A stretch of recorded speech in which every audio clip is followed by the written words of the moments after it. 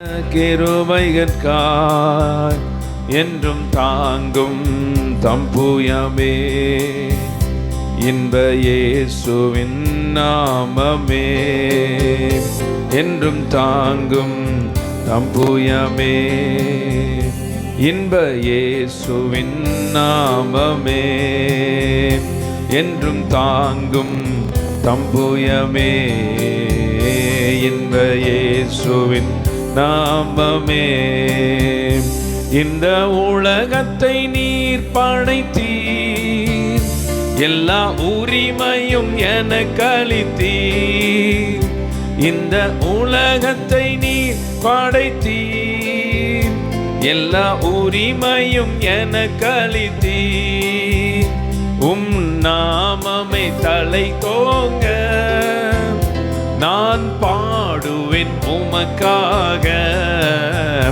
என் இதயமே உம்மை பாடும், எந்த நினைவுகள் உமதாகும். எந்த இதயமே உம்மை பாடும், எந்த நினைவுகள் உமதாகும். சொல்லுங்க, இயேசு என் வாழ்வின் பலனானா, எனக்கென்ன ஆனந்தம். பாடுவோம், இயேசு என் வாழ்வின் பலனானா, எனக்கென்ன ஆனந்தம். பெரும் தீமைகள் அகன்றோட, பொல்லா மாயைகள் மறைந்தோட.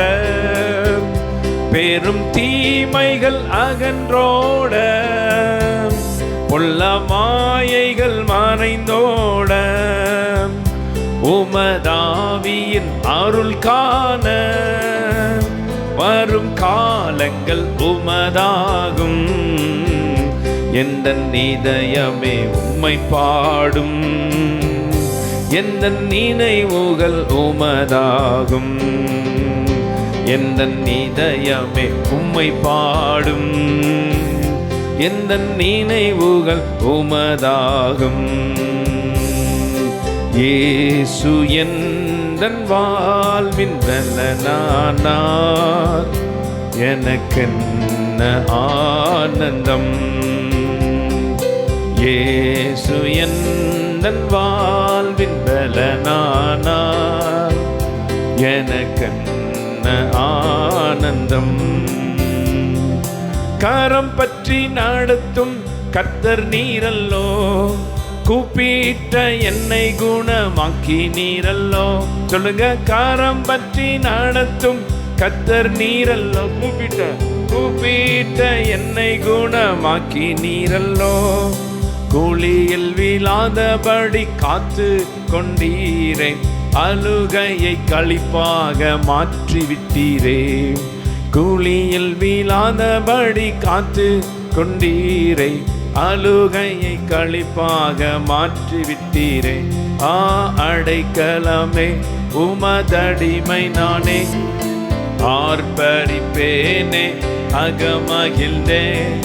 கர்த்தர் நீர் செய்த நன்மைகளையே நித்தம் நித்தம் நான் நினைப்பேனே.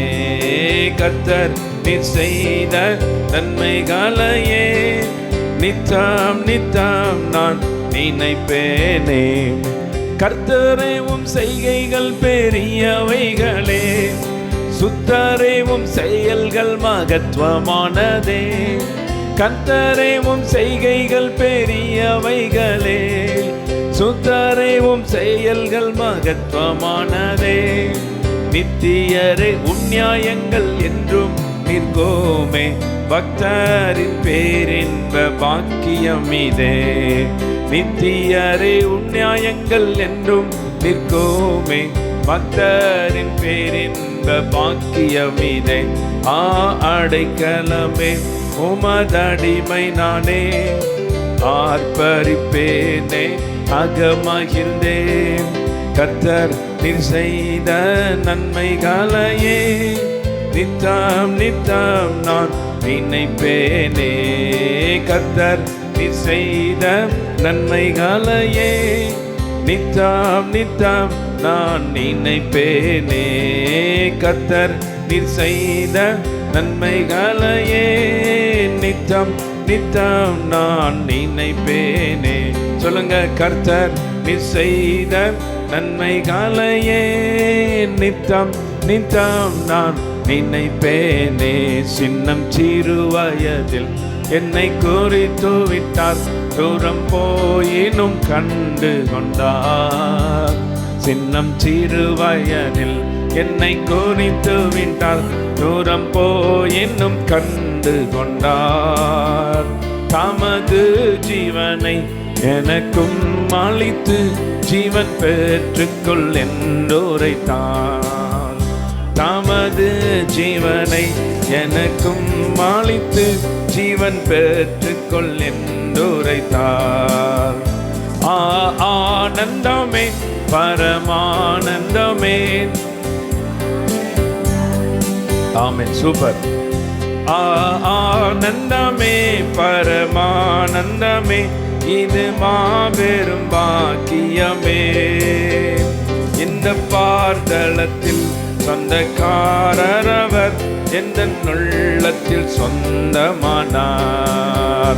எந்த சூழ்நிலையும் அவர் அன்பில் நின்று என்னை பிரிக்காது காத்து கொள்வார். எந்த சூழ்நிலையும் அவர் அன்பில் நின்று என்னை பிரிக்காது காத்து கொள்வார். தமது ஜீவனை எனக்கும் அளித்து ஜீவன் பெற்றுக்கொள் என்றுரைத்தார். என்னை நம்பியவர் தந்த பொறுப்பதனை அவர் வரும் வரை காத்து கொள்வேன். கிருபையாய் நேசிக்கிற நல்ல பிதாவே, இந்த மாலை நேரத்திலும் உம்முடைய சமூகத்தில் வந்திருக்கிற ஜனங்களுக்காக ஆண்டவரே, இன்றும் இந்த நேரத்திலும் நீர் அவர்களோடு பேசுங்க. இப்பொழுதும் ஆண்டவரே, வந்திருக்கிற ஒவ்வொரு ஜனங்களையும் மனதார நாங்கள் ஆசீர்வதிக்கிறோம். இந்த வருடத்தில் நன்மைகளும் கிருபைகளும் ஆசீர்வாதங்களும் ஆண்டவரே, சகல விதமான சேமங்களும் ஆண்டவரே, எல்லா விதமான ஐஸ்வர்யத்தின் மகிமையும் ஒவ்வொருத்தருடைய வீட்டிலும் தங்குவதாக. கடந்த நாட்களிலே இழந்த சந்தோஷம், மகிழ்ச்சி எல்லாம் ரெட்டிப்பாய் அவங்க வீட்டுக்குள்ள வருவதாக. தேவரீர் எங்களை சிறுமைப்படுத்தின நாட்களுக்கும் துன்பத்தை கண்ட வருஷங்களுக்கும் சரியா மகிழ்ச்சி ஆக்குவீராக. ஒரு தேவ கரத்தின் மகிமை கூட இருந்து நடத்தட்டும். இயேசு கிறிஸ்து மூலமாய் ஜெபிக்கிறோம் நல்ல பிதாவே, ஆமென். ஆமென். எல்லாரும் உட்காருங்க, எல்லாரும் உட்காருவோம். கர்த்தர் உங்களை ஆசீர்வதிப்பாராக. சரி, எல்லாம் உட்காருங்க. உங்கள் எல்லாருக்கும் என்னுடைய புத்தாண்டு வாழ்த்துக்களை தெரிவித்துக் கொள்கிறேன். Very wish you happy new year. பக்கத்தில் இருக்கிறவங்ககிட்ட அந்த புத்தாண்டு வாழ்த்துக்களை சொல்லுங்கள் பார்ப்போம். கர்த்தர் உங்களை ஆசீர்வதிப்பார். Happy new year. ஆமென். ஓகே, எத்தனை பேர் மகிழ்ச்சியாக இருக்கிறீங்க? சந்தோஷமாக நம்ம இந்த பைபிள் எடு. மகிழ்ச்சியாக இருக்கிறவங்கெல்லாம் நல்லா சத்தமாக அல்லேலூயா. சரி, ஓகே. இப்போது இந்த நேரம் நம்ம பட்டிமன்றத்துக்காக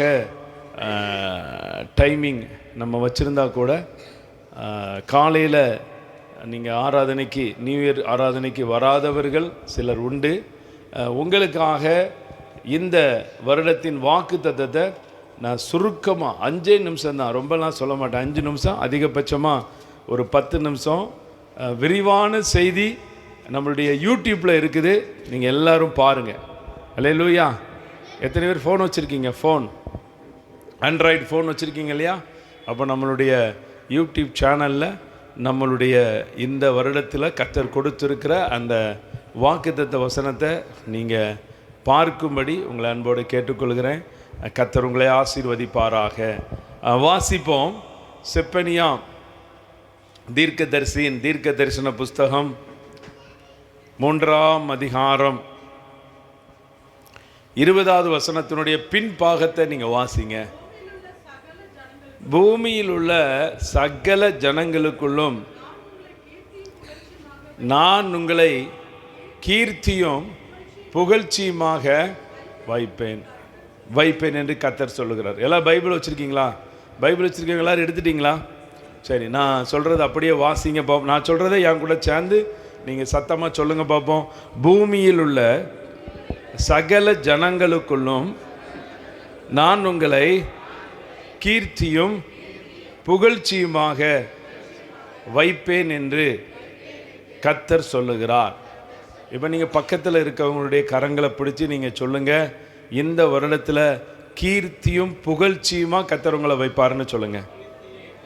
ஆமென். கீர்த்தியும் புகழ்ச்சியுமா. அப்போ நான் காலையில் சொன்னபடி அந்த விவிலியம் ஆர்சி பைபிளில் பெயரும் புகழும் அப்படின்னு போட்டிருக்கோம். எப்படி போட்டிருக்கோம்? பெயரும் புகழும். அதனால் நீங்கள் சொல்லுங்கள் பக்கத்தில் இருக்கவங்கள்ட்ட, நீங்கள் பெயரும் புகழோடு இருக்க போகிறீங்க. பெயரும் புகழோட. அல்லேலூயா. ஆமாம். அப்போது ஒரு 12 ஆசீர்வாதத்தை 12 மாதத்துக்கும் அதை தீர்க்க தரிசனமாக நான் உங்களுக்கு சொல்லியிருக்கிறேன். கவனிங்க. அப்போ 12 ஆசீர்வாதம், 12 விதமான அது தீர்க்க தரிசனம். அதை கண்டிப்பாக நீங்கள் பார்த்து நீங்கள் ஜெபம் பண்ணுங்க. அதெல்லாம் உங்கள் வாழ்க்கையில் நடக்கும். ஒரு 3 காரியத்தை மாத்திரம் நான் முக்கியமாக உங்களுக்கு நான் சொல்கிறேன். 12ல் 3 மாத்திரம் நான் சொல்கிறேன்.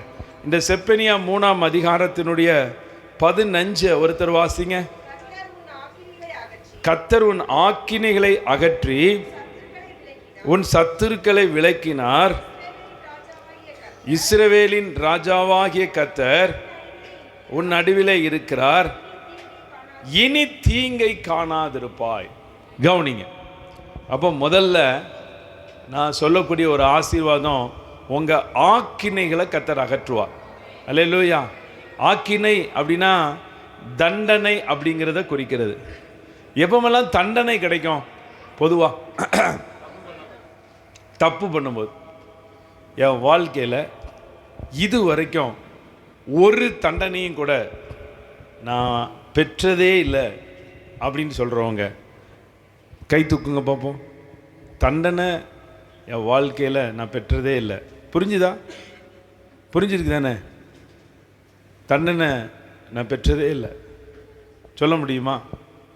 ஏதோ ஒரு தண்டனையை பள்ளிக்கூடம் படிக்கிற நாள்லேருந்து என்ன வரும்? நமக்கு பனிஷ்மெண்ட்டு இருக்குது.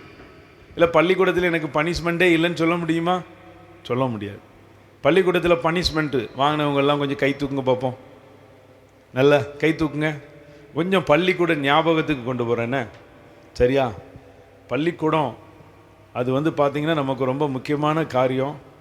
எனக்கு முதல்ல 3ஆம் வகுப்பில் பெரம்படி விழுந்துச்சு பாருங்க. அதுதான் மறக்கவே முடியாது. செல்வராஜ் அப்படின்னு வாத்தியார். அப்போ அந்த வாத்தியாருக்கு நாங்கள் 3ஆம் வகுப்பு இருக்கும்போதே ஒரு பேர் வச்சிட்டோம். அது அவருக்கு தெரிஞ்சு போச்சு. பேர் வச்சது நான். என் கூட இருந்தவன் என்ன பண்ணிட்டான்? சொல்லி கொடுத்துட்டான். என்ன பேருன்னு தெரியணும்னு ஆசைப்படுறீங்களா? கொஞ்சம் அசிங்கமாக இருக்கும், ஆனால் சொல்கிறேன். ஊளமுக்கு வாத்தியார் அப்படின்ட்டு. அது அவருக்கு பாவம் பிச்சு எடுத்துட்டாரு.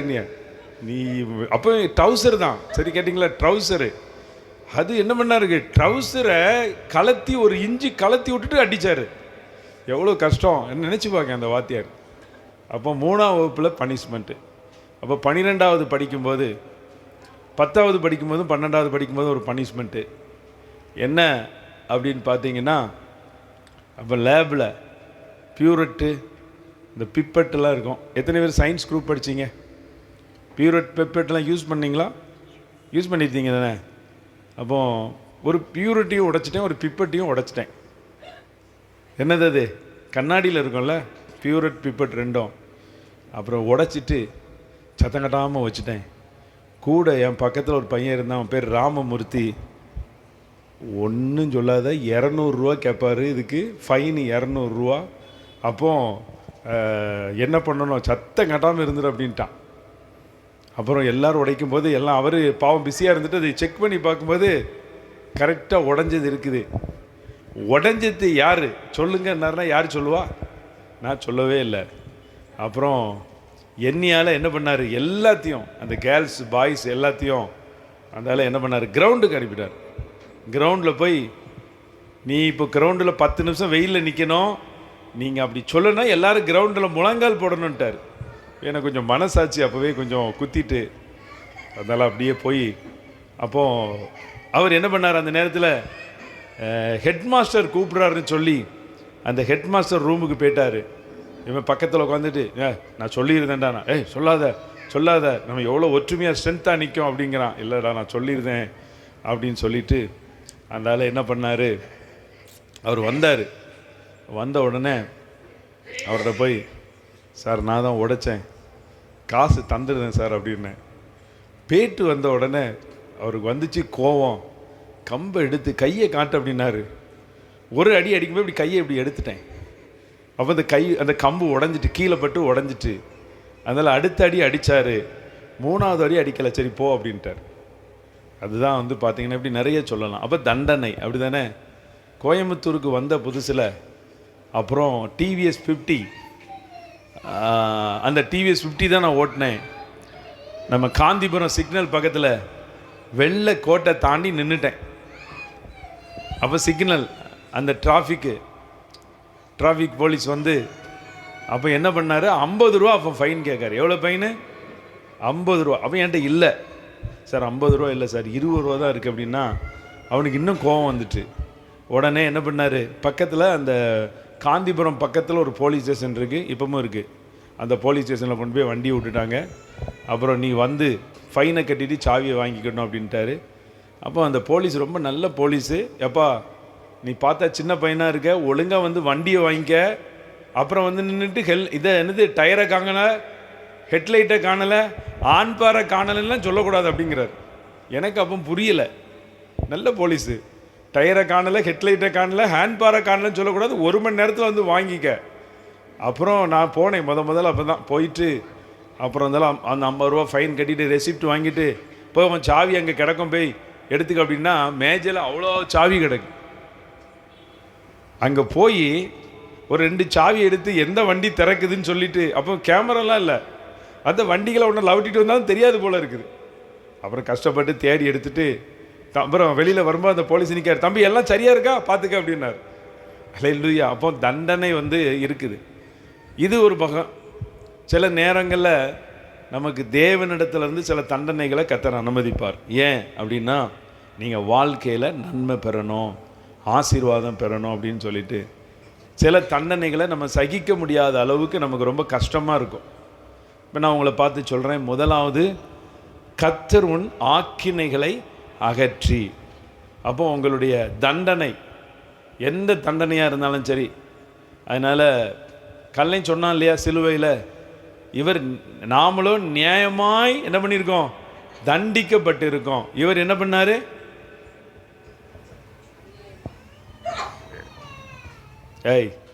பெரிய வெள்ளிக்கிழமையில் 7 வசனம் தியானிக்கிங்க, மறந்துட்டீங்கன்னா அடுத்த பெரிய வெள்ளிக்கிழமை 2 கல்லை இருக்கிறான். ஒரு கல்லை பரிகாசம் பண்ணுறான், இன்னொரு கல்லையும் சொல்கிறான் நாமும் நியாயமாய் தண்டிக்கப்பட்டிருக்கோம் இவர் அப்படின்னு சொல்லி அது ஒரு வார்த்தை இருக்குது. சொல்லுங்க பார்ப்போம்.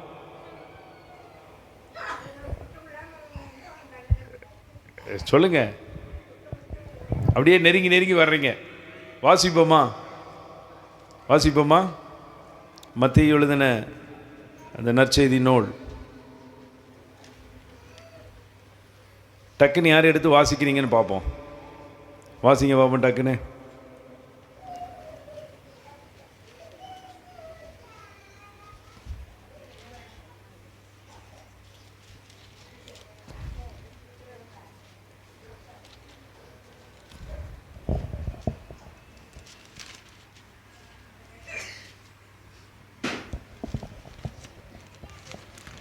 தம்பி ஒரு பொண்ணு சாமி வராரா?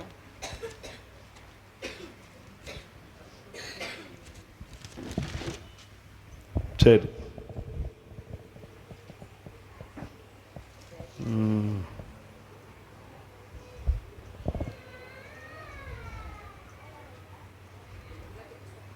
லூக்காலையா பாருங்க, லூக்காவை பாருங்க. லூக்கா அந்த வசனத்தை வாசித்து நம்ம முடிச்சிடலாம். லூக்கா எடுங்க.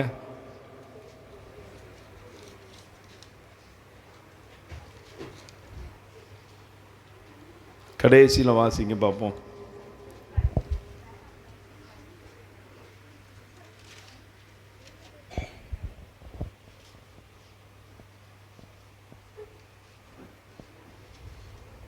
வாசிங்க. லூக்கா 23:41 வாசிங்க. நாம நியாயப்படி தண்டிக்கப்படுகிறோம், நாம் நடப்பித்தவைகளுக்கு தக்க பலனை அடைகிறோம், இவரோ தகாததொன்றையும் நடப்பிக்கவில்லையே என்று அவனை கடிந்து கொண்டு. கவனிங்க, இதை ஏன் நான் இவ்வளோ நேரம் தேடி வாசிக்க சொன்னோம் அப்படின்னா, அந்த கல்லனுக்கு கூட நம்ம நியாயப்படி தண்டிக்கப்பட்டிருக்கோம், அதனால எனக்கு கிடைச்சிருக்கிற தண்டனை சரிதான் அப்படின்னு சொல்லி அவனுக்கு ஒரு மனசாட்சி இருந்துச்சு. இப்போ நமக்கு அப்படி இருக்கா? இப்போ ஏதோ ஒரு சின்ன ஒரு தண்டனை நடக்குது அப்படின்னா, ஆண்டவரே ஏன் வாழ்க்கையில் ஏன் இதை நீங்கள் அனுமதிச்சிங்க? நான் ஒழுங்காக கோயிலுக்கு போகலையா, ஒழுங்காக பாட்டு படிக்கலையா, ஒழுங்காக வசனம் வாசிக்கலையா, ஒழுங்காக காணிக்க கொடுக்கலையா, இப்படிலாம் நம்ம கேட்குறோம். கேட்காம இருக்கிறவங்க பாக்கியவான்கள். ஆரம்பத்தில் நான்லாம் கேட்டிருக்கிறேன், அதனால தான் சொல்கிறேன். சரியா? அப்போ நாம் நியாயப்படி தண்டிக்கப்படுகிறோம், நாம் நடப்பித்தவைகளுக்கு தக்க பலனை அடைகிறோம். அப்போ நீங்கள் குற்றம் செய்தால், நீங்கள் பாவம் செய்தால், பாவம் உங்கள் வீட்டு வாசலில் என்ன கிடக்கும்? படுத்து கிடக்கும். அப்போ தக்க பலனை அடைகிறோம், இவரோ தகாததொன்றையும் நடப்பிக்கவில்லை. அப்போ சில நேரங்களில் தகாததொன்றையும் நடப்பிக்காட்டாலும் சில தண்டனைகள் நமக்கு என்ன பண்ணுறோம்? வந்துடும். ஆனால் கர்த்தர் அதை அறிஞ்சிருக்கிறார். சில பொய்யான தண்டனைகள், பொய்யான குற்றச்சாட்டுகள்லாம் உங்கள் மேலே இருக்கா, நீங்கள் சந்தோஷப்படுங்க. உங்களை பொய்யா நிந்திச்சு உங்களை என்ன பேசினாலும் சரி, நீங்கள் சந்தோஷப்பட்டு களி கூறுங்க. பரலோகத்தில் அதற்கு பலன் எப்படி இருக்கு? மிகுதியாக இருக்குது. அப்போ இந்த இடத்துல நம்ம வாசித்தோம், முதலாவது உங்கள் வாழ்க்கையில் இருக்கிற ஆக்கினைகளை எல்லாம் கர்த்தர் அகற்றுவார். ரெண்டாவது, அதே வசனத்தை நான் வாசிக்கும் பொழுது, உன் சத்துருக்களை விலக்கினார். சொல்லுங்க பார்ப்போம். ஆமாம், இதை குறித்து நான் சொல்ல வேண்டிய அவசியம் இல்லை. உங்கள் வாழ்க்கையில் எழும்பின எல்லா சத்துருவின் வல்லமைகளையும் கர்த்தர் அழித்து நிர்மூலமாக்குவார். சத்துருவின் வல்லமைகளை எல்லாம் அழித்து கர்த்தர் நிர்மூலமாக்குவார். அடுத்தபடியாக கடைசியாக நான் உங்களுக்கு சொல்கிறேன், இனி தீங்கை காணா. இவ்வளோதான். நான் 12 சொன்னல 3 மட்டும் சொல்லியிருக்கேன், மிச்சம் 9 நீங்கள் யூடியூப்பில் பாருங்கள். பக்கத்தில் இருக்கவங்கள பார்த்து சொல்லுங்கள், இனி தீங்கை காணாதிருப்பாய். அல்லேலூயா. அதனால் ஆமாம், தீங்கு உங்கள் வாழ்க்கையில் ரொம்ப சில நேரங்களில் எதிர்பாராத வழியில் என்ன பண்ணுது? தீங்கு வருது. எத்தனை பேர் புத்தாண்டு தீர்க்க தரிசனங்கள்லாம் கேட்டுட்டீங்க? நீங்கள் உஷாராக இருக்கீங்க. கேட்டவங்களை ஏதாவது வச்சு செஞ்சுருவோம் அப்படின்னு சொல்லி பயந்து போய் உஷாராக இருக்கீங்க. புத்தாண்டு தீர்க்க தரிசனங்கள் கேட்கலையா? கேட்கல, ஏன்னா அவர் போடலை. சரியா? நான் ரெகுலராக ஒருத்தருடைய தீர்க்க தரிசனத்தை கேட்பேன், அவர் இன்னைக்கு போடலை. கரெக்டாக 3 மணிக்கு செய்தி மட்டும்தான் லைவில் போட்டார். புரியுதா? ஆமாம், உங்களுக்கு புரிஞ்சிட்டுண்ணே. ஆமாம், ரொம்ப ஈஸி. புத்தாண்டு தீர்க்க தரிசனம் நீங்களே சொல்லலாம். எல்லா வருஷத்து தீர்க்க தரிசனமும் உள்ளே இருக்கும். எல்லா வருஷத்து தீர்க்க தரிசனத்தையும் நீங்கள் எழுதிட்டு எதெல்லாம் உங்களுக்கு பிடிக்குதோ அதெல்லாம் சொன்னீங்கன்னா தீர்க்க தரிசனம். இந்த வருடம் விமான விபத்து நடைபெறும்னா எங்கேயாவது ஒரு இடத்துல நடந்துடும். இன்னைக்கு ஒருத்தர் சொல்கிறாரு, இந்த வருடம் முடிவதற்குள் விமான விபத்து நடைபெறும் அப்படின்னு. நான் போன வருஷம் தீர்க்க தரிசனம் சொல்லிட்டேன். 2 அவர் நினைச்சாராம், பரவாயில்ல விமான விபத்து இல்லாமல் கர்த்தர் பாதுகாத்தார் அப்படின்னு நினச்சி முடிக்கக்குள்ள 2 விபத்து அட் அ டைமில் நடந்துட்டு. அப்படி தானே? 2 விமான விபத்து நடந்துச்சு இல்லையா? எந்த ஊரில்? தென்கொரியா ஒன்று, அஜர்பைஜான் அப்படிங்கிற ஒரு நாட்டு, ஏதோ ஒரு நாடு. 2 விபத்து. கஷ்டமாக தான் இருந்துச்சு. அல்லேலூயா. அப்போ அன்றைக்கி நாங்கள் ஒரு அர்ஜெண்ட்டாக ஒரு காரியத்துக்கு நாங்களும் ஒரு ஊழியரும் என்ன ஆகிப்போச்சு அப்படின்னா, ரொம்ப அர்ஜெண்ட்டாக சென்னை போக வேண்டியிருச்சு. அப்புறம் வேறு வழி இல்லாமல் ஃப்ளைட்டில் போனோம். போகும்போது என்ன ஆகிப்போச்சு அப்படின்னு பார்த்தீங்கன்னா, சரியான மேகம். சரியான மேகம். அந்த நான் நிறைய தடவை ட்ராவல் பண்ணியிருக்கேன். எப்போவுமே மேகத்துக்கு மேலே போகும், மேகத்தை கீழே பார்க்கலாம். இந்த தடவை நாங்கள் போகும்போது மேகத்துக்குள்ளே தான் போச்சு, இருட்டுக்குள்ளே ஃப்ளைட்டு போன மாதிரி இருந்துச்சு.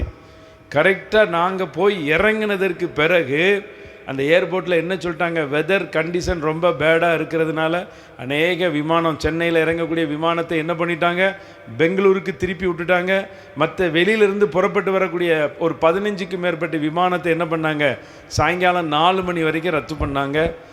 எங்கள் விமானமும் எங்கள் கூட சேர்ந்த ஒரு 4 விமானம் மாத்திரம்தான் சென்னையில் தர இறங்கிச்சான். எனக்கு ரொம்ப ஆச்சரியமாக இருந்துச்சு. அல்லேலூயா. அப்போ கர்த்தர் பார்த்திங்கன்னா நம்மளை பாதுகாக்கிறார், நம்மளை நடத்த இனி தீங்கு. அப்போ நீங்கள் வந்து பார்த்தீங்கன்னா அநேகம் அந்த புத்தாண்டு தீர்க்க தரிசனம் 2 தீர்க்க தரிசனத்தை பார்த்தேன். நிறைய தீங்கை தான் சொல்கிறாங்க. தீங்கு நாட்டில் நடக்க தான் செய்யும். சரியா? தீங்கு நடக்கும், அப்படி தானே? நம்ம ரோட்டில் போகும்போது ஏதோ ஒரு விபத்தை பார்க்கோம், எவனா ஒருத்தன் இடிச்சிட்டு சண்டை போட்டுக்கிட்டு இருக்கான். ரெகுலராக நம்ம என்ன பண்ணுறோம்? அதை பார்த்துக்கிட்டே தான் இருக்கோம். ஆனால் நீங்கள் எப்போவுமே வீட்டை விட்டு வெளியே போகும்போது தீங்கு என்னை துக்கப்படுத்தாதபடி அதற்கு என்னை விலக்கி காத்தணும். யார் ஜெபிச்ச ஜெபம்? யாபேஸ். இந்த ஜெபத்தை மாட்டம் நீங்கள் பண்ணிட்டு போங்க, எந்த ஒரு தீங்குகளும் வராதபடி கர்த்தர் பாதுகாப்பார். அதனால் உங்கள் எல்லாரையும் நான் ஆசீர்வதிக்கிறேன். இந்த வசனத்தை சொல்லி சொல்லி ஜெபம் பண்ணுங்க. ஒரு விஷயம் நான் சொல்லி முடிக்கிறேன். கீர்த்தியும் புகழ்ச்சியுமா, பேரும் புகழுமா வைப்பேன் அப்படிங்கிறதான் இதனுடைய அர்த்தம். நான் உங்களை பார்த்து சொல்கிறேன், எந்த விதத்துலையாவது உங்கள் பேர் களங்கம் அடைஞ்சிருந்தாலோ, என் பேரையே டேமேஜ் பண்ணிட்டாங்க, என் பேரே கெட்டு போச்சு அப்படின்னு சொல்லி ஒரு சூழ்நிலையில் நீங்கள் இருந்தீங்க அப்படின்னா, உங்கள் பேர் களங்கம் அடைஞ்சிருந்துச்சுன்னா இந்த வருஷத்தில் உங்களுக்கு நல்ல நற்பெயர் உண்டாகப்போகுது. பக்கத்தில் இருக்கவங்கள பார்த்து சொல்லுங்கள், உங்களுக்கு நல்ல பெயர் கிடைக்கப்போகுது. அல்லேலூயா. ஆமாம். ஏன் நான் சொல்கிறேன் அப்படின்னா, நீங்கள் கருத்தை கவனிங்க. எந்த மனுஷன்ட்டு இருந்து நல்ல பெயரை வாங்கவே முடியாது. வாங்கிடுவீங்களா? வாங்கி பாருங்கள் பார்ப்போம். வாங்கவே முடியாது ஒரு நல்ல பெயரை. அதனால் வந்து பார்த்தீங்கன்னா, நீங்கள் வீட்டிலையே வாங்க முடியாது. இப்போ நீங்கள் கணவர் இருப்பாங்க, மனைவி இருப்பாங்க, 2 பேர் கடையில் நல்ல பேர் வாங்க முடியுமா? முடியாது. ஆனால் கர்த்தர் உங்களுக்கு நல்ல பெயரை கொடுப்பாரு. அதனால் எந்த விதத்தில் உங்கள் பேர் டேமேஜ் ஆகிருந்தாலும் சரி, அதனால் வந்து கர்த்தர் உங்களை நற்பேர் உண்டாகும்படி செய்வார். நான் உங்களை ஆசீர்வதித்து ஜெபம் பண்ண போகிறேன். கண்களை மூடுங்க, எல்லோரும் கண்களை மூடுங்க. கண்களை மூடி நம்ம எல்லாரும் உங்களுக்காக நான் ஜெபிக்கிறேன். கீர்த்தியும் புகழ்ச்சியுமாக வைக்க போகிறார். ஆபிரகாமை பார்த்து சொன்னார், நான் உன்னை ஆசீர்வதித்து உன் பேரை பெருமைப்படுத்துவேன், நீ ஆசீர்வாதமாய் இருப்பாய். அவர்கள் வெட்கம் அனுபவித்த சகல தேசங்களிலும் புகழ்ச்சியும் கீர்த்தியும் உண்டாக பண்ணுவேன்னு சொல்லி முந்தின வசனத்தில் கர்த்தர் சொல்லி இருக்கிறார். யோசேப்பினுடைய பெயர் செய்யாத ஒரு தவறினால சிறை தண்டனை வரைக்கும் அவன் வாழ்க்கை போச்சு. ஆனால் ஒரு நாள் வந்த பொழுது கர்த்தர் அந்த சிறை தண்டனையிலிருந்து அவன் குற்றமற்றவன், நிரபராதின்னு சொல்லி விடுதலை அடைந்து தேசத்தில் அவன் உயர்த்தப்பட்டான். இந்த வருடம் நீங்கள் உயர்த்தப்பட போறீங்க. சில குற்றங்கள் உங்க மேல, தவறான குற்றங்களை உங்களுக்கு மேல வச்சிருக்கிறாங்க. அதெல்லாம் இன்னைக்கு கர்த்தர் எடுத்து போடுவார். உங்க வாழ்க்கையில உங்களுக்கு நற்பெயருக்கு களங்கம்லாம் வந்துச்சு, அதெல்லாம் கர்த்தர் எடுத்து போடுவார்.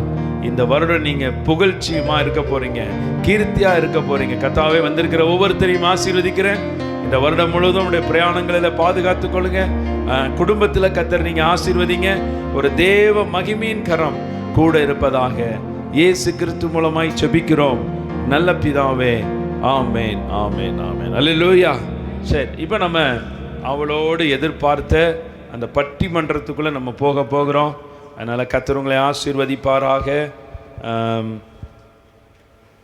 பட்டிமன்றம் அப்படின்னா என்ன?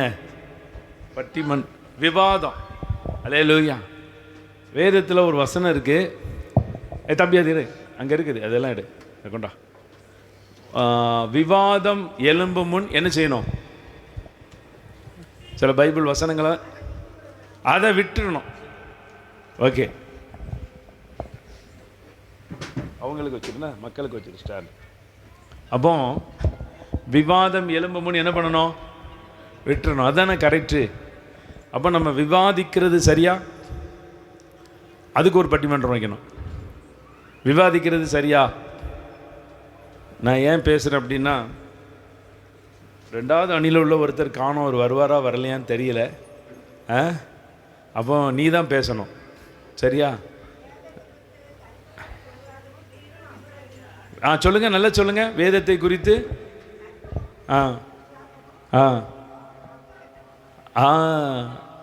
ஓகே, இதை தான் நான் எதிர்பார்த்தேன். அப்போ தர்க்கமும் என்ன பண்ணக்கூடாது, விவாதமும் இருக்கக்கூடாது. அப்போ எதுக்கு இந்த பட்டிமன்றம்? ஆனால் நான் உங்களுக்கு சொல்கிறேன்னா, வேத புஸ்தகத்தை ஆராய்ந்து பாருங்கள். அதனால் என்ன முழுக்க ஞானஸ்தானம் உண்டா? யார் ஃபோனோ அடிச்சுக்கிட்டு இருக்கு, ஃபோன் அடிக்கிறவர்கள் உங்களுக்கு அதிகமாக பணம் வேணும்னா கொஞ்சம் நேரம் ஆஃப் பண்ணுங்கள். இந்த வருஷம் ஃபுல்லாக உங்களுக்கு பணம் வரும், கிரெடிட் மெசேஜ் வரும். அது தொடர்ந்து அடிச்சுக்கிட்டே இருக்குது. சின்ன பிள்ளைகள் அழுகிற மாதிரி. ஃபோன் 1 மணி நேரம் ஆஃப் பண்ணி வைக்கிறதுனால தப்பு இல்லை. நான் 3 நாள் ஃபோனை சுத்தமாக ஆஃப் பண்ணி வச்சுருந்தேன். 3 நாள் இந்த நியூ இயருக்காக ஜபத்துக்காக ஃபோனை ஆஃப் பண்ணி வச்சுருந்தேன். ரொம்ப பிளெஸ்ஸிங்காக இருந்துச்சு. இனி ஃபோனே ஆஃப் பண்ணியே வைக்கலாம் போல் இருக்குது. அவ்வளோ ஃப்ரீ மைண்டாக இருக்குது. அல்லேலூயா.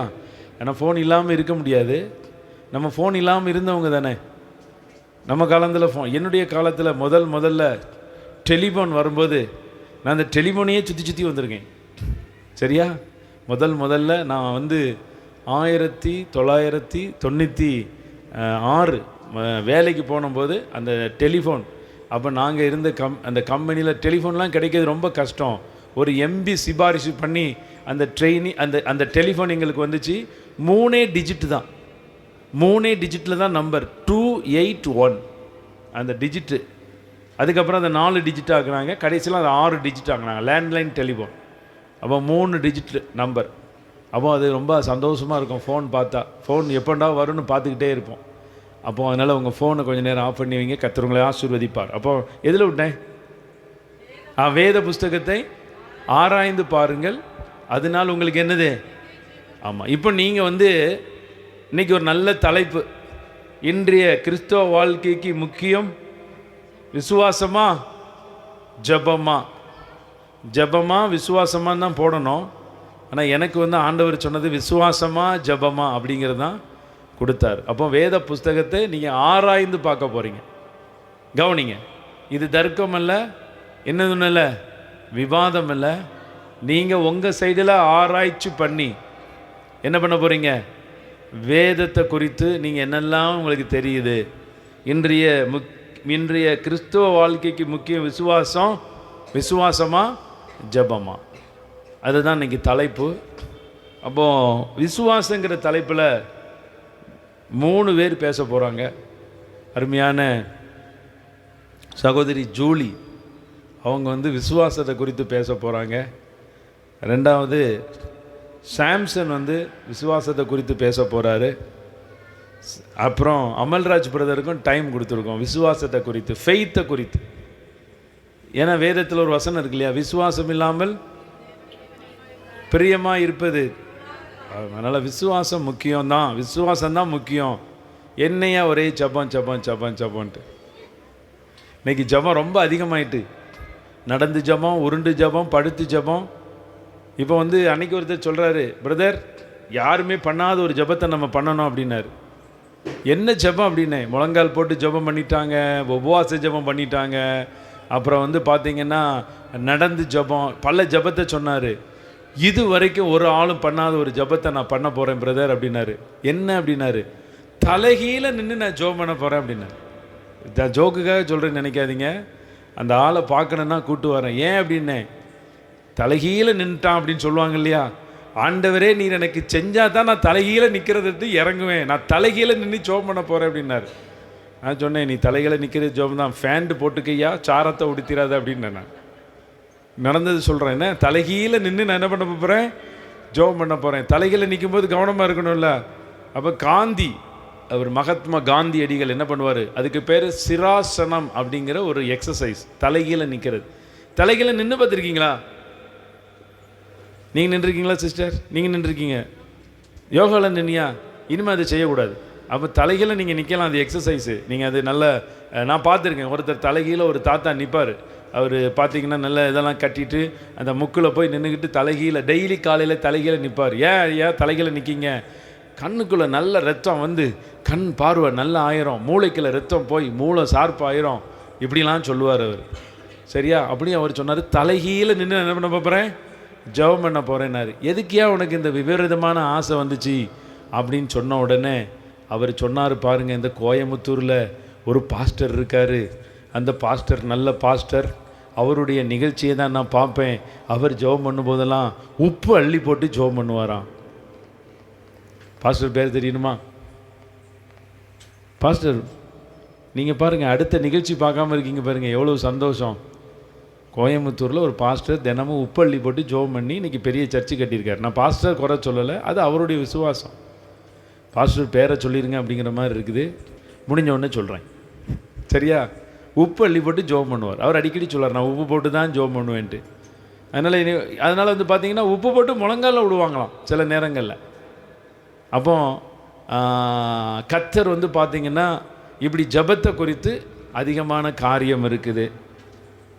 ஆனால் அது எல்லாத்தையும் விட விசுவாசம்தான் முக்கியம் அப்படின்னு சொல்லி விசுவாசத்தை குறித்து பேச போகிறாங்க. இப்போ ஜபத்தை குறித்து பேசுகிறதுல ஒரு ஆள் ரொம்ப ஜெபம் பண்ணிக்கிட்டு இருக்கார். ஜபந்தான் நல்லது அப்படின்னு சொல்லி அவர் தீர்ப்பு சொல்லணும்னு சொல்லி அவர் ரகசியமாக உட்காந்து உங்களுக்காக அந்தரங்கமாக ஜெபம் பண்ணுறாரு. அதனால் அதுக்கு பதிலாக ஜபத்துக்கு பதிலாக 3 பெண் சிங்கங்கள் வர போகிறாங்க. ஒரு சிங்கம் வந்து யாருன்னா டென்சி, அது ஒரு சிங்கம். 2வது சிங்கத்துக்கு தாய் அவங்க அம்மா, 3வது சகோதரி ஆக்னஸ். 3 பேரும் என்ன பண்ண போகிறாங்க? ஜெபத்தை குறித்து பேச போகிறாங்க. அப்போ நல்லா கேட்டுக்கொள்ளுங்க. நீங்கள் வந்து உங்கள் வாதம் விவாதம் எல்லாம் எப்படி இருக்கணும்? நியாயமாக இருக்கணும். எப்படி இருக்கணும்? ஆமாம். அதனால் நான் சொல்கிறேன், யாரையாவது நீங்கள் புண்படுத்தக்கூடிய கருத்துக்கள் சொல்லாதபடி நீங்கள் அன்போடு இருக்கும்படி உங்களை அன்போடு கேட்டுக்கொள்கிறேன். இதுதான் சமயம், இதுதான் சமயம் அப்படின்னு சொல்லிட்டு டென்சி வந்து எனக்கு நல்ல வாய்ப்பு கிடைச்சிட்டு சாம்சனை நல்லா வாரி விட்டுறலான்னு சொல்லிட்டு அவன் நீ வந்து என்ன பண்ணக்கூடாது. அதனால் இன்றைக்கி நம்ம முதலாவது விசுவாசத்தை குறித்து, அதனால் 3 நிமிடம் 4 நிமிடம் தான் டைமு. நீங்களே நிப்பாட்டிக்கணும். 3 நிமிஷம் ஆனோடனே முதல் அல்லேலியா சொல்லுவேன். 4வது நிமிஷம் அவன் சொன்னேன்னா பெரிய அல்லேலியா சொல்லி மைக்கை வாங்கிடுவேன். சரியா? இதுதான். அதனால் நீங்கள் ரிலாக்ஸாக இருக்கணும். இந்த நேரத்தில் வந்து உங்களுக்கு வாக்குத்தத்தம் சொல்லிட்டேன், செய்தியெல்லாம் சொல்லிட்டேன். அதில் கர்த்தர் உங்களை ஆசீர்வதிப்பாராக. இப்போ முதல் வாங்க எல்லாரையும் இப்போ கைத்தட்டி வரவேற்போம். முதல்ல ஜெபத்தை குறித்து பேசக்கூடிய அணியில் இருக்கக்கூடிய ஆக்னஸ், அப்புறம் வந்து சந்திரஜோதி, அப்புறம் டென்சி, 3 பேரும் வாங்க. கர்த்தர் உங்களை ஆசீர்வதிப்பாராக. அடுத்தபடியாக ஜூலி சிஸ்டர், நீங்கள் இங்கே வாங்க. ஓகே உட்காருங்க. அல்லேலூயா. இந்த பேசுகிறவங்களுக்காக நல்ல கை தட்டுங்க பார்ப்போம். நீங்கள் உட்காருங்க சிஸ்டர், நீங்கள் தான் முதல்ல பேச போகிறீங்க. அல்லேலூயா. சரி, இவங்களுக்கு நல்ல உற்சாகமாக கை தட்டுங்க. நம்முடைய முயற்சி, முதல் முயற்சி. தம்பி ஆங்கிள் கரெக்டாக வை, இவங்க பேசுகிறதுக்கு ஆங்கிள் வைங்க. இப்போ வந்து முதல்ல நம்ம அருமையான சகோதரி அவங்க வந்து சும்மா பேச போகிறாங்க விசுவாசத்தை குறித்து. அவங்க விசுவாசத்தை குறித்து பேசின உடனே உங்கள் வாழ்க்கையில் விசுவாசமே எழும்பிடும்னு நான் விசுவாசிக்கிறேன். அதனால் உங்கள் வாழ்க்கையில் நீங்கள் வேறு லெவலில் விசுவாசத்தில் நீங்கள் மாற போகிறீங்க. இப்போ நம்ம அருமையான சகோதரியை நல்லா கரங்களை தட்டி நல்ல உற்சாகமாக நீங்கள் வரவேற்கணும். அதில் சிஸ்டர், நீங்கள் பதட்டம் இல்லாமல் தைரியமாக நீங்கள் பேசுங்க. உங்களுக்கு சப்போர்ட்டுக்கு 3 பேர் இருக்காங்க, கர்த்தரும் கூட இருக்கார். அல்லேலூயா. நல்லா கை தட்டுங்க. இவ்வளோ தானே உங்கள் கை தட்டு? அல்லேலூயா. சரி, ரைட், ஓகே. இந்த மைக் கொடுமா டென்சி.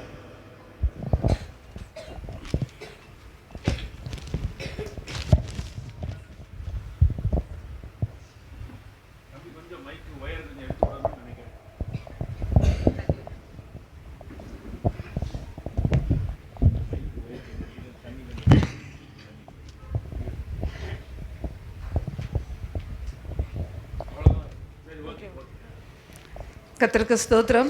கர்த்தர் இந்த இடத்துல மீண்டுமாய் இந்த விவாதத்திற்கு கர்த்தர் என்னை கொண்டு வந்ததற்காக கர்த்தருக்கு நன்றி செலுத்துகிறேன்.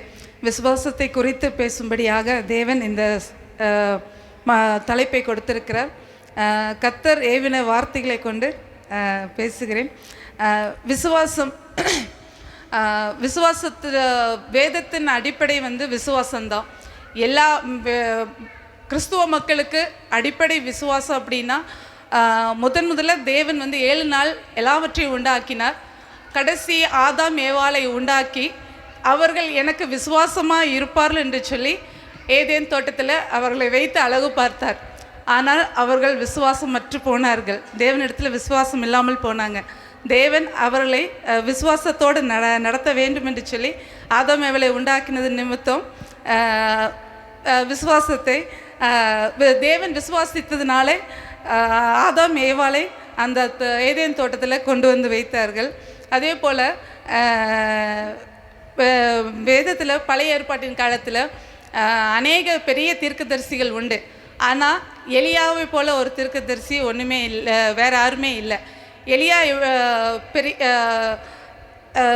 எலியா வந்து நிறைய காரியங்களை செய்தாலும் 430 பாகால் தீர்க்கதரிசிக்கு முன்பாக தைரியமாக நின்று தேவனே கர்த்தரே தேவன் என்று சொல்லி அநேகருக்கு முன்பாக விசுவாசத்தின் அடிப்படையில் தான் அறிக்கையிட்டு தைரியமாக சொன்னது நிமித்தம் வானத்திலேருந்து அக்கினி இறங்கி வந்து தன் விசுவாசத்தை வெளிப்படுத்தினார். அதே போல் விசுவாசத்தை வந்து நம்ம வந்து சர்க்கரை எப்படி இனிப்பாக இருக்குன்னு சொல்லி வாயில் சொன்னால் போதாது, அதை வந்து சுவைத்தால் தான் தெரியும். அதே போல் விசுவாசத்தை நம்ம வந்து இருதயத்தில் அதிகமாக ஆழமாக பதித்தால்தான் விசுவாசத்தில் கர்த்தர் நம்மில் வைத்திருக்க அந்த விசுவாசத்தை காண முடியும். அநேக காரியங்களை எடுத்து வைத்து அதே போல் விசுவாசத்தின் அடித்தளம் நம்ம தேவன் வந்து நிறைய ஊமைகளை வேதத்தில் ஆதாரமாக சொன்னாங்க. ஒரு வீடு கட்டப்படுவதற்கு அடித்தளமாக கற்பாறை வேண்டும் அப்படின்னு சொல்லிட்டு, அந்த வீடு உறுதியாக நிற்கணும் அப்படின்னா கற்பாறை போல் விசுவாசத்தில் நம்ம அதிகமாக உறுதியாக தரித்து நின்னால் மாத்திரம் வேதத்தில் அந்த வீடு உறுதியாக இருக்கும். ஜெபத்தில் நம்ம கிறிஸ்துவ வாழ்க்கையில் கிறிஸ்துவர்கள் விசுவாசத்தில் அதிகமாக தாங்கி நிற்க முடியும். அதே போல் விசுவாசத்தில் பெரும்பாடுள்ள ஸ்திரீ விசுவாசத்தினால் மாத்திரமே தேவனோட வஸ்திரத்தை தொட்டு சுகத்தை பெற்றுக்கொண்டாள். கடைசியாக தேவனிடத்தில் விசுவாசமாக இருப்பதற்கு அடித்தளம் நம்ம கிறிஸ்துவ வாழ்க்கைக்குள்ளாக பரிசுத்த ஆவியானவரை விசுவாசித்தால் மாத்திரமே நம்ம வந்து வரங்களையும் வல்லமைகளையும் பெற்றுக்கொள்ள முடியும். பரிசுத்த ஆவியானவர் இருக்கிறார் என்று விசுவாசித்தால் தேவ கரத்திலிருந்து நன்மைகளை பெற்றுக்கொள்ள முடியும். கர்த்தர் கொடுத்த இந்த நல்ல வார்த்தைக்காய் நன்றி செலுத்துகிறேன்.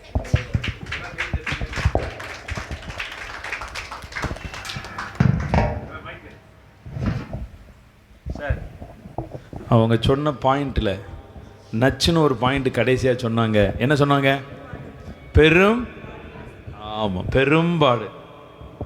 சரி, என் வாழ்க்கையில் பெரிய பாடு இருக்குதுங்க, என் பாட்டை வெளியில் சொல்லி முடியாது அப்படின்னு பெரும்பாடு. அது வந்து அது ஒரு டிசீஸ். நீங்கள் நம்ம சொல்கிறோம் நம்ம பாடே பெரும்பாடாக இருக்குது அப்படின்னு சொல்கிறோம் இல்லையா? அந்த பெரும்பாடு உங்களுக்கு வராதபடி கர்த்தர் உங்களை பாதுகாக்கணும். பெரும்பாடுனா நான் பைபிளில் சொன்னதில்லை, நம்ம பேச்சு வழக்கில் சொல்கிற பெரும்பாடு. அந்த பெரும்பாடை விசுவாசத்தினால ஈஸியாக மாறிட்டு ஒரே ஒரு வார்த்தையை சொல்லிட்டு தான் போனான். என்ன சொல்லிட்டு போனால்?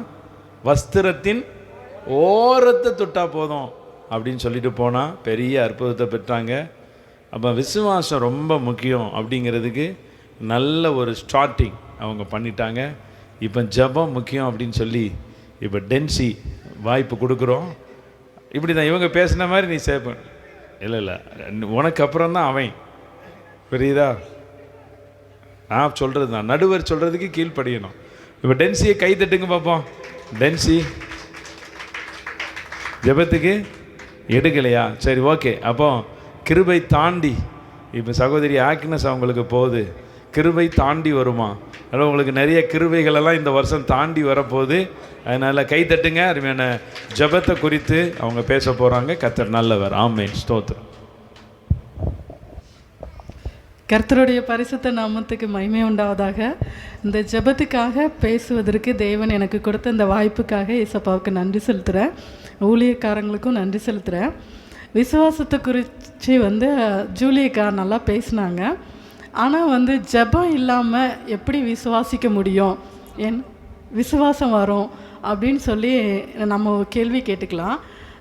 ஜெபம் ஆதியாகமத்தில் இருந்தே கடைசி வெளிப்படுத்தல் வரைக்குமே எல்லா இதுலேயுமே பார்த்திங்கன்னா ஆபிரகாம், ஈசாக்கு, யாக்கோப்பு, அப்புறம் பார்த்திங்கன்னா அன்னாள் அப்படின்னு சொல்லிட்டு ஒவ்வொருத்தரையும் சொல்லலாம். எல்லாருமே ஜெபிச்சு தான் அவங்க அற்புதங்களை பெற்றுக்கொண்டாங்க. தேவனோடு உறவாடுவதற்கு ஜெபந்தான் அடித்தளம். ஏன்னா ஜெபம் இல்லாமல் எதுவுமே பண்ண முடியாது. ஜெபம் இல்லாத வீடு கூரை இல்லாத வீடுன்னு சொல்லி ஒரு பழமொழி கூட சொல்லுவாங்க. ஜெபம்தான் ஒரு கிறிஸ்தவ வாழ்க்கைக்கு வந்து ரொம்ப முக்கியமானது. அதையே நம்ம ஜெபத்தை வந்து ஏசப்பா சொல்கிறாங்க, ஏசப்பா வந்து அதிகாலையிலேயே என்னை தேடுகிறவர்கள் என்னை கண்டடைவார்கள்னு சொல்லி ஏசப்பா சொன்னாங்க. அதே போல் என் நாமத்தினாலே நீங்கள் எதை கேட்டாலும் அதை நான் தருவேன்னு சொல்கிறாரு. அதே மாதிரி இன்னும் அநேக வார்த்தைகளை ஏசப்பா சொல்கிறாங்க. நீங்கள் ஜெபத்தில் எவைகளை கேட்டாலும் அவைகளை பெற்றுக்கொள்ளுவோன்னு சொல்லிட்டு நம்ம வந்து இது பண்ணணும் அப்படின்னு சொல்லியிருக்காங்க. நம்ம ஜெபத்தில் இன்னும் அதிகமாக ஆண்டவரோடு நெருங்கி சேருவதற்கு நம்ம ஒரு மனுஷங்கிட்ட நம்ம பேசாமல் அவங்கள குறித்து நம்ம தெரிஞ்சிக்க முடியாது. நம்ம ஒருத்தங்கக்கிட்ட பேசினா தான் அவங்க எப்பேற்பட்டவங்க, அவங்களோட கேரக்டர் என்ன அப்படின்னு சொல்லி நம்ம கண்டுபிடிக்க முடியும். அன்னாள் வந்து ஆலயத்தில் போய் மனக்கசந்து ஜெபம் பண்ணாங்க. அப்போ வந்து இஸ்ரவேலின் தேவனாகிய கர்த்தரிடத்தில் நீ கேட்ட விண்ணப்பத்தின்படி அவர் உனக்கு கட்டளையிடுவார்னு சொல்லி ஒரு வேத வசனத்தை கொடுத்து அவங்களுக்கு ஒரு நன்மையும் கிடைத்தது. அதே மாதிரி ஈசாக்கு வந்து ரெபேக்காளுக்காக ஜெபிக்கும்போது அந்த ஜெபத்தை கேட்டு தேவன் அவர்களை நினைத்தருளினார். அதே மாதிரி நிறைய காரியங்களை சொல்லலாம். புதிய ஏற்பாட்டு பக்கத்தில் பார்க்கும்போது வந்து 84 வயதான அன்னாள் வந்து தேவாலயத்தை விட்டு விலகாதபடிக்கு அனுதினமும் ஜெபித்து உபவாசித்து அவங்க நற்கிரியைகளை செய்கிறவர்களாக இருந்தாங்க. நம்ம ஜெபிக்கும் போது தான் நற்கிரியைகளை நம்ம செய்ய முடியும். அதனால் ஜெபமே கிறிஸ்துவ வாழ்க்கைக்கு அடித்தளம் என்று சொல்லி விடைபெறுகிறேன். நன்றி, வணக்கம். எல்லாருக்கும் நான் 3 நிமிஷம் சொன்னேன், நீங்கள் 2 நிமிஷத்தில் முடிக்கீங்க. உங்களை கர்த்தர் ஆசீர்வதிப்பார். அதனால் சுருக்கமாக பேசுகிறவர்கள் மீண்டும் மீண்டும் பேசுவதற்கு நீங்கள் என்ன பண்ணுவீங்க, அழைக்கப்படுவீர்கள். ஒரு பாயிண்ட் சொன்னாங்க, ஒருத்தரை பற்றி ஒருத்தர்கிட்ட பேசலைன்னா அவங்கள பற்றி எப்படி தெரியும் அப்படின்னாங்க. அப்படி தானே, பேசினா தானே அப்படியே வண்டவாளம் தண்டவாளம்லாம் தெரியும், அப்படி சொன்ன மாதிரி இருந்துச்சு இல்லையா? பேசாதவங்க. ஆனால் சிலர் என்ன பண்ணுறாங்க, பேசாதிருந்தால் மூடனும் ஞானி ஆயிடுவோம். அப்போ பேசாமலும் இருக்கணும், தெய்வ சமூகத்தில் போய் ஜபிக்கணும், சில நேரம் பேசாமலும் இருக்கணும். அதனால் இப்போ 2 பேர் 2 அணிலேருந்து ஒவ்வொருத்தர் பேசிட்டாங்க. இப்போ அடுத்தபடியாக நியாயமாக ஒரு ஆளை இங்கே ஷிஃப்ட் பண்ணியிருக்கணும். அணி மாறிக்கிடுதீங்களா? இல்லை யாராவது ஒருத்தர் அணி மாறிக்கிடுதீங்களா? இனி மாற மாட்டீங்க. இதுதான் இதுதான் ஒரு விசுவாசம். இதுதான் விசுவாசம். விசுவாசத்தில் உள்ளவங்க சொல்கிறாங்க, விசுவாசமாக சொல்கிறாங்க, நாங்கள் உறுதியாயிட்டோம். நீங்கள் ஜெபம், ஓ சரி ஓகே சரி. இப்போ நீங்கள் வந்து விசுவாசம். இப்போ வந்து இந்த சான்ஸை வந்து சாமுக்கு கொடுக்கேன்.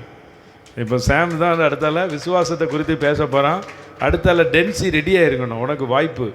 சரி, இப்போ நம்ம விசுவாசத்தை குறித்து ஃபைனலில் தான் ஒரு ஊழியர் பேசுவாங்க. அதனால் ஃபஸ்ட்டு இப்போ 2வது சாம்சன் வந்து விசுவாசத்தை குறித்து பேச போகிறான். அதனால் கைகளை தட்டி நல்லா, ஓகே, கர்த்தர் நல்லவர். ஆமென்.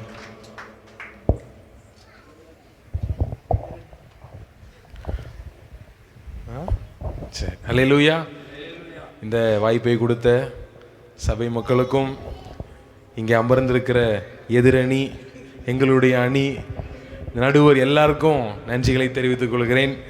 கர்த்தர் நல்லவர். எப்படியும் வந்து நாங்கள் தான் ஜெயிக்க போகிறோம், அது உண்மை. நீங்கள் தோக்க தான் போகிறீங்க. நீங்கள் மனதை திடப்படுத்தி கொள்ளுங்க. அவங்க சொன்னாங்க ஜெபந்தான், ஜெபம் இருந்தால் தான் விசுவாசம் வரும் அப்படின்னாங்க.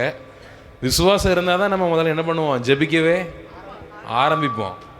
ஜெபத்தின் ஆரம்பம் எங்கே இருக்குது? ஃபெய்த்தில் இருக்குது. ஃபெய்த்து தான் எல்லாமே. தேவன் வந்து விசுவாசத்தில் தான் எல்லாத்தையும் கொண்டு முடித்து வைத்திருக்கிறார். நம்ம பார்க்குறோம், நிறைய பேர் இன்றைக்கி வந்து ஜெபம் பண்ணுறாங்க 12 மணி நேரம், 24 மணி நேரம், வருஷ கணக்காக. சிலவங்க ஆயுசு நாள் ஃபுல்லாகவே ஜெபம் பண்ணிகிட்டே இருக்காங்க. ஆனால் அதெல்லாம் தேவையில்லை. கர்த்தரிடத்தில் நம்ம உறுதியாக இருந்து வார்த்தைகளை நாம் கவனித்து அதன்படி நடக்கும் பொழுது என்ன பண்ணுவோம், ஆசீர்வாதங்களை பெற்றுக்கொள்கிறோம். இன்றைக்கி வந்து வசனத்துக்கு கீழ்ப்படியாதவங்க தான் ஜெபம் பண்ணிட்டே இருப்பாங்க. ஜெபம் பண்ணி கடைசி வரைக்கும் அப்படி பாடாவே போயிடும். வசனத்துக்கு கீழ்ப்படிஞ்சால் அவங்க விசுவாசம் என்ன ஆயிரும், ஆட்டோமேட்டிக்காக அவங்களுக்கு வந்துடும், நன்மைகளை பெற்றுக்கொள்வாங்க. இன்றைக்கி அநேக கிறிஸ்தவருடைய வாழ்க்கையில் இப்படி ஜெபம்னு சொல்கிறதுக்கு காரணமே அவங்க ஒன்றையே பிடிச்சிட்டு இருப்பாங்க கடைசி வரைக்கும். அதனால் ஒன்றை மட்டும் பிடிக்கக்கூடாது, விசுவாசத்தை என்ன பண்ணணும், நீங்களாம் பிடிக்கணும், விசுவாசத்தை பிடிங்க. ஏசாயா 58:7 நம்ம வாசிக்கிறோம், பசி உள்ளவனுக்கு உன் ஆகாரத்தை பகிர்ந்து கொடுக்கிறதும், துரத்துண்ட சிறுமையானவர்களை வீட்டிலே சேர்த்து கொள்ளுகிறதும், வஸ்திரம் இல்லாதவனை கண்டால் அவனுக்கு வஸ்திரம் கொடுக்கிறதும், உன் மாம்சமானவனுக்கு உன்னை ஒழிக்காமல் இருக்கிறதும் அல்லவோ உனக்கு உகந்த உபவாசம். உபவாசம்னா என்ன? இன்னைக்கு கிறிஸ்தவ வட்டாரமே உபவாசங்கிறத அப்படியே மாற்றி உல்ட்டா வச்சுருக்காங்க. உபவாசம்னா என்னன்னா இந்த ஏசாயில் சொல்லப்பட்ட இந்த வசனம் மாத்திரம்தான். இன்னைக்கு ஃபாஸ்டிங் ப்ரேயர், நாங்கள் ஃபாஸ்டிங் இருந்து என்ன பண்ணிடுவோம், எல்லாம் பெற்றுக்கொள்வோன்னு சொல்கிறாங்க. வாய்ப்பே இல்லை. நீங்கள் வசனத்துக்கு கீழ்ப்படியாமல் என்ன பண்ணாலும் ஆசீர்வாதங்களை பெற்றுக்கொள்ளவே முடியாது. அது இவங்களுக்கு தெரியல, தெரியாமல் உட்காந்துருக்காங்க. ஆக்சுவலி எல்லோரும் இங்கே உட்கார வேண்டிய ஆளுங்க, எல்லாம் தெரிஞ்சும் நாங்கள் வாக்குவாதத்தில் உட்காருவோன்னு உட்காடுறாங்க. என்னன்னா இப்போ நிறைய பேர் நம்ம ஜோம் பண்ணுறோம். அந்த காலத்தில் ஃபாரினர்ஸ் வந்தாங்க நம்முடைய தமிழ்நாட்டிற்கு, தரங்கம்பாடியில் நம்ம சுவிசேஷங்களை அறிவித்தாங்க. எப்படி அறிவித்தாங்க அப்படின்னா கிரியையில் வெளிப்படுத்தினாங்க. ஆண்டவருடைய அன்பை எப்படி வெளிப்படுத்தினாங்க? கிரியை இல்லாத விசுவாசம் செத்தது. அவங்க ஜோம் பண்ணிட்டு இருக்கல, ஆண்டவரே மன்றாடி தமிழ்நாட்டிற்காக நாங்கள் செபிக்கிறோம், இந்த பிள்ளைகளுக்காக நாங்கள் செபிக்கிறோம்னு சொல்லி ஜோம் பண்ணலை. அவங்ககிட்ட இருந்த காரியத்தை என்ன பண்ணாங்க? கொடுத்தாங்க. 2 வஸ்திரம் இருக்கா, வஸ்திரம் இல்லாமல் ஒருத்தன் கிழிஞ்ச ட்ரெஸ்ஸை போட்டு போகும்போது அவன்கிட்ட ஒன்றத்துக்கு கொடுத்தாங்க, அன்பை வெளிப்படுத்தினாங்க. இன்னைக்கு பல மிஷினரிமார்கள் நம்ம பார்க்கும் பொழுது அநேக திரள் கூட்ட ஜனங்கள் என்ன பண்ணாங்க? ஆதாயப்படுத்தினாங்க. இன்னும் சொல்ல போனால் அன்னை தெரசா எத்தனை பேர் தெரியும்? அன்பில் தொழுநோயாளிகள் மத்தியில் ஊழியம் செஞ்சாங்க, அன்பில் விசுவாசத்தோடு செய்தாங்க, ஜோமனல அவங்களுக்காக தன்னையே அர்ப்பணிச்சாங்க. இன்னைக்கு அர்ப்பணிக்காதவங்க தான் ஜெபோன்னு உட்காந்துருக்காங்க. இன்னைக்கு ஒருத்தன் பசியார் ரோட்டில் போயிட்டு இருக்கான் அப்படின்னா அவனுக்கு ஃபுட்டு சாப்பாடு வாங்கி கொடுக்கணும். அவனை போய் நான் ஜோம் பண்ணுறேன் உனக்கு ஆண்டவர் தருவார்னா அது முட்டாள்தனம். உன்கிட்ட பணம் இருக்கும் போது நீ வாங்கி கொடு, 50 ரூபா வாங்கி கொடுத்து அதை கொடுக்கறது இல்லாமல் நான் ஜோம் பண்ணுறேன். இவனுக்கு காசு கொடுக்க முதல்ல கறி வலிக்கும், கொடுக்க மாட்டான். இன்னைக்கு அநேகருடைய கிறிஸ்தவ வாழ்க்கையில் அப்படி தான் இருந்து கொண்டிருக்கிறது. உதாரத்துவமுள்ள ஆத்துமா செழிக்கும். இன்னைக்கு நம்முடைய கரத்தை நீட்டி கொடுக்கும் பொழுது விசுவாசமும் வரும், நம்ம ஜோம் பண்ணுவோம். விசுவாசம் உள்ளவர்களாய் தேவனிடத்தில் எதை கேட்கிறோம் என்ன பண்ணுவோம்? நம்ம பெற்றுக்கொள்ளுவோம். தேவனுடைய எல்லா ஆசீர்வாதத்தையும் விசுவாசத்திற்குள்ளே வைத்திருக்கிறார். நான் பேசி முடிக்கேன், நான் பேசிகிட்டே இருப்பேன். இந்த பைபிள் காலேஜ் போனதுலேருந்து நிறைய வசனம் ரெஃபரன்ஸ் நிறைய எடுத்து வச்சுருக்கேன். ஆனால் நேரம் இல்லை. எல்லோரும் கலாத்தியர் எடுத்துக்கொள்வோம். கலாத்தியரில் நான் கொஞ்சம் ஆபிரகாமை மாத்திரம் நான் பேசி நான் முடிக்கிறேன். ரொம்ப சிம்பிளானது தான். ஒரு நிமிஷம். கலாத்தியர், ஓகே, சரி. கலாத்தியர் 3ஆம் அதிகாரம் 6ஆம் வசனத்தை வாசிக்கும் பொழுது, அப்படியே ஆபிரகாம் தேவனை விசுவாசித்தான், அது அவனுக்கு நீதியாக எண்ணப்பட்டது. ஆகையால் விசுவாச மார்க்கத்தார்கள் எவர்களோ அவர்களே ஆபிரகாமின் பிள்ளைகள் என்று அறிவீர்கள். ஆபிரகாம் விசுவாசித்தான், ஆண்டவரை முழுமையாக பற்றி கொண்டான், அது அவனுக்கு நீதியாக எண்ணப்பட்டு நீதிமானாக மாற்றப்பட்டான். ஆபிரகாம் ஆண்டவர் முதல்ல பார்க்கும் பொழுது புறஜாதி சம்பந்தமே இல்லாத ஒரு ஆளு ஆண்டவரை விசுவாசித்தான், அதனால ஆண்டவருடைய பிள்ளையாக அவன் மாறுகிறான். நீங்கள் தேவனுடைய பிள்ளைகளாக இருந்தீங்கன்னா எந்த ஒரு ஆசீர்வாதத்திற்காகவும் மணிக்கணக்காக ஜோமனுடைய அவசியமே இல்லை. அல்லேலூயா. நீங்க பிள்ளைகளா இல்லைன்னு நினைச்சுக்கோங்களேன்.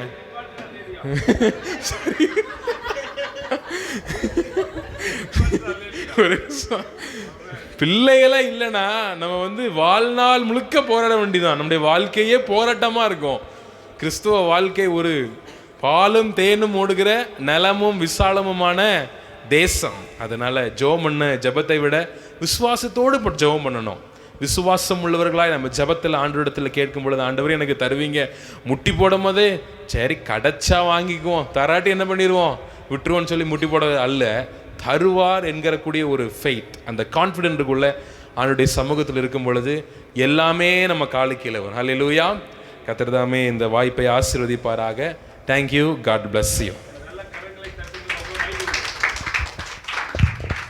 நல்ல கை தட்டுங்க பார்ப்போம்.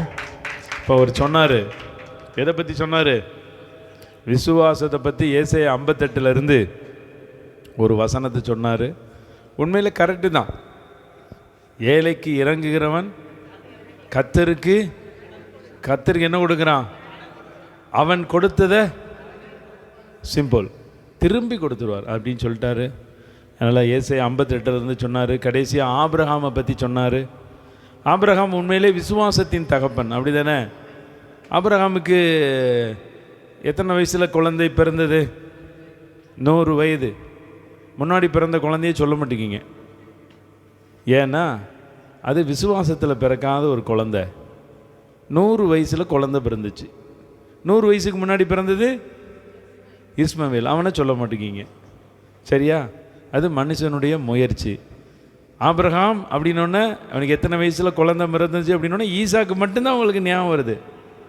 அடுத்தபடியாக நான் உங்களுக்கு சொல்கிறேன், அவர் 137வது வயசில் 6 பிள்ளைகள் பெற்றார். அதிர்ச்சியாக பார்க்கிங்க. ஆபிரகாம் நீங்கள் ஆதி ஆகமத்தில் வாசித்து பாருங்க, கேத்தூரால் அப்படிங்கிற ஒருத்தனை கல்யாணம் கட்டிருந்தான். என்ன பேர்? ஆமாம், அந்த கேத்தூரால் எப்போ கல்யாணம் முடித்தார் அப்படின்னா, சாரால் 127வது வயதில் மரித்து போகிறா. மரித்து போன உடனே அந்த கேத்தூரால் விவாகம் பண்ணுறாரு. சாராளுக்கு 90 வயசு, ஆபிரகாமுக்கு 100 வயசு. அப்படி இருக்கும் பொழுது 10 வயசு டிஃப்ரெண்ட்டில் தான் ஈசாக்கு பிறக்கிறாங்க. அப்போ 127 வயசில் சாரால் மரிக்கிறா அப்படின்னா 137 வயசு. அந்த 137 வயசில் கேத்தூரால் விவாகம் பண்ணி 6 குழந்தைகள் பெறுது. யாருக்காவது தெரியுமா? நாங்கள் சொன்ன உடனே உங்களுக்கு தெரியுது, மறந்துட்டீங்க. ஏன் மறந்துச்சு? அதுவும் விசுவாசம் இல்லாமல் ஒரு முயற்சியில் வந்தது. முயற்சியிலையும் பயிற்சியிலையும் வந்திருக்குது. அல்லேலூயா. அப்போ விசுவாசம் தான் என்றைக்கும் இருக்குது. விசுவாசமே, உங்கள் விசுவாசமே உலகத்தை ஜெயிக்கிற ஜெயம் அப்படின்னு சொல்லி விசுவாசத்தை குறித்து நச்சுன்னு பேசி 2 பேருமே நல்லா பேசுனீங்க. நான் எதுக்கு தீர்ப்பு கொடுக்கணும்னு எனக்கு தெரியலை. அதனால் இப்போ டென்சி டேய் விசுவாசமாக சொல்கிற, அவள் அடிக்கடி டேயின்னு தான் பேசுவான். அதனால் இப்போ இன்றைக்கி மரியாதை அண்ணன் பேசி, இடி ஒரு தடவையாவது அண்ணன் சொல்ல மாட்டியா அப்படின்னு வீட்டுக்குள்ளே சொல்லுவாங்க. டேய் விசுவாசத்தை பற்றி பேசுறியா, ஓ விசுவாசம் எனக்கு தெரியாதா அப்படின்னு சொல்லி இப்போ வீட்டில் நடக்கிற சில காரியத்தெல்லாம் சொன்னாலும் ஆச்சரியப்படுறதுக்கு இல்லை. இப்போ டென்சி நல்ல கை தட்டுங்க பார்ப்போம். நல்ல டென்சி பேசுகிறது. அதனால் எங்கள் வீட்டில் சொல்லுவாங்க, எப்பா உங்கள் பிள்ளைக்கு உங்களை மாதிரியே கிரிமினல் மைண்டு, நல்லா பேசுவா பார்த்துக்கிடுங்க அப்படின்னு சொல்லுவாள். நல்ல டென்சி என்னை மாதிரியே பேசுவான்னு நான் ரொம்ப ஆசையோடு இருக்கிறேன். விசுவாசமாகவும் இருக்கேன், பின்னாடி உட்காந்து ஜெபித்து கொண்டும் இருக்கேன். 2 காரியத்தை செய்கிறேன். சரி, டென்சிக்கு நல்லா கறந்துட்டுங்க பார்ப்போம். இங்கு கூடியிருக்கும் சபை மக்களுக்கும் என் கூட பேச வந்திருக்கும் சக பற்றிமன்ற பேச்சாளர்களுக்கும் நடுவர் அவர்களுக்கும் என் முதற்கண் முத்தான மாலை வணக்கத்தையும் மற்றும் இனிய புத்தாண்டு நல்வாழ்த்துக்களையும் தெரிவித்துக் கொள்கிறேன்.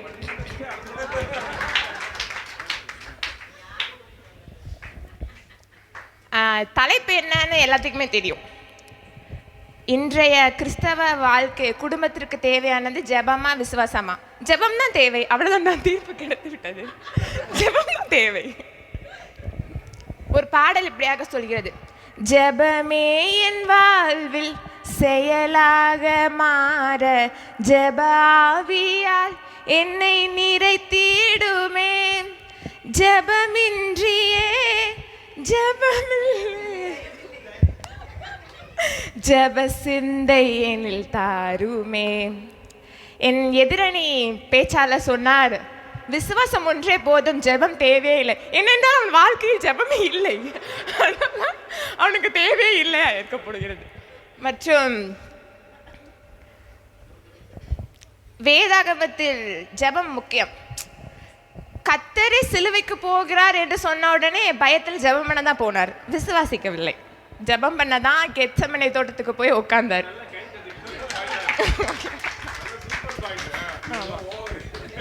இல்ல ஓவர் இல்ல, நீங்க ஓவறது இல்லை, நான் ஓவறது கிடையாது, கரெக்டு தான் பேசுறோம். அது மட்டும் இல்லாமல் எசேக்கியா ராஜா வியாதிப்பட்டு கொடுக்கும் போது அவர் விசுவாசிக்கவில்லை, முழங்கால் படியிட்டு தேவாலயத்துக்கு நேராக ஜெபம் தான் பண்ணினார், அவனும் விசுவாசிக்கவில்லை.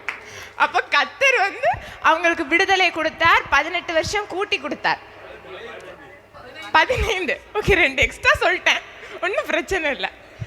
அது மட்டும் இல்லாமல் ஒருத்தருக்கு உயிரே போனால் நான் ஜெபம் பண்ணுவேன், ஜெபம் பண்ணிக்கிட்டு இருந்தார். யாருன்னா நம்ம தானியேல். இந்த வசனத்தை வாசிப்போம். தானியேல் 6:10 வசனம்.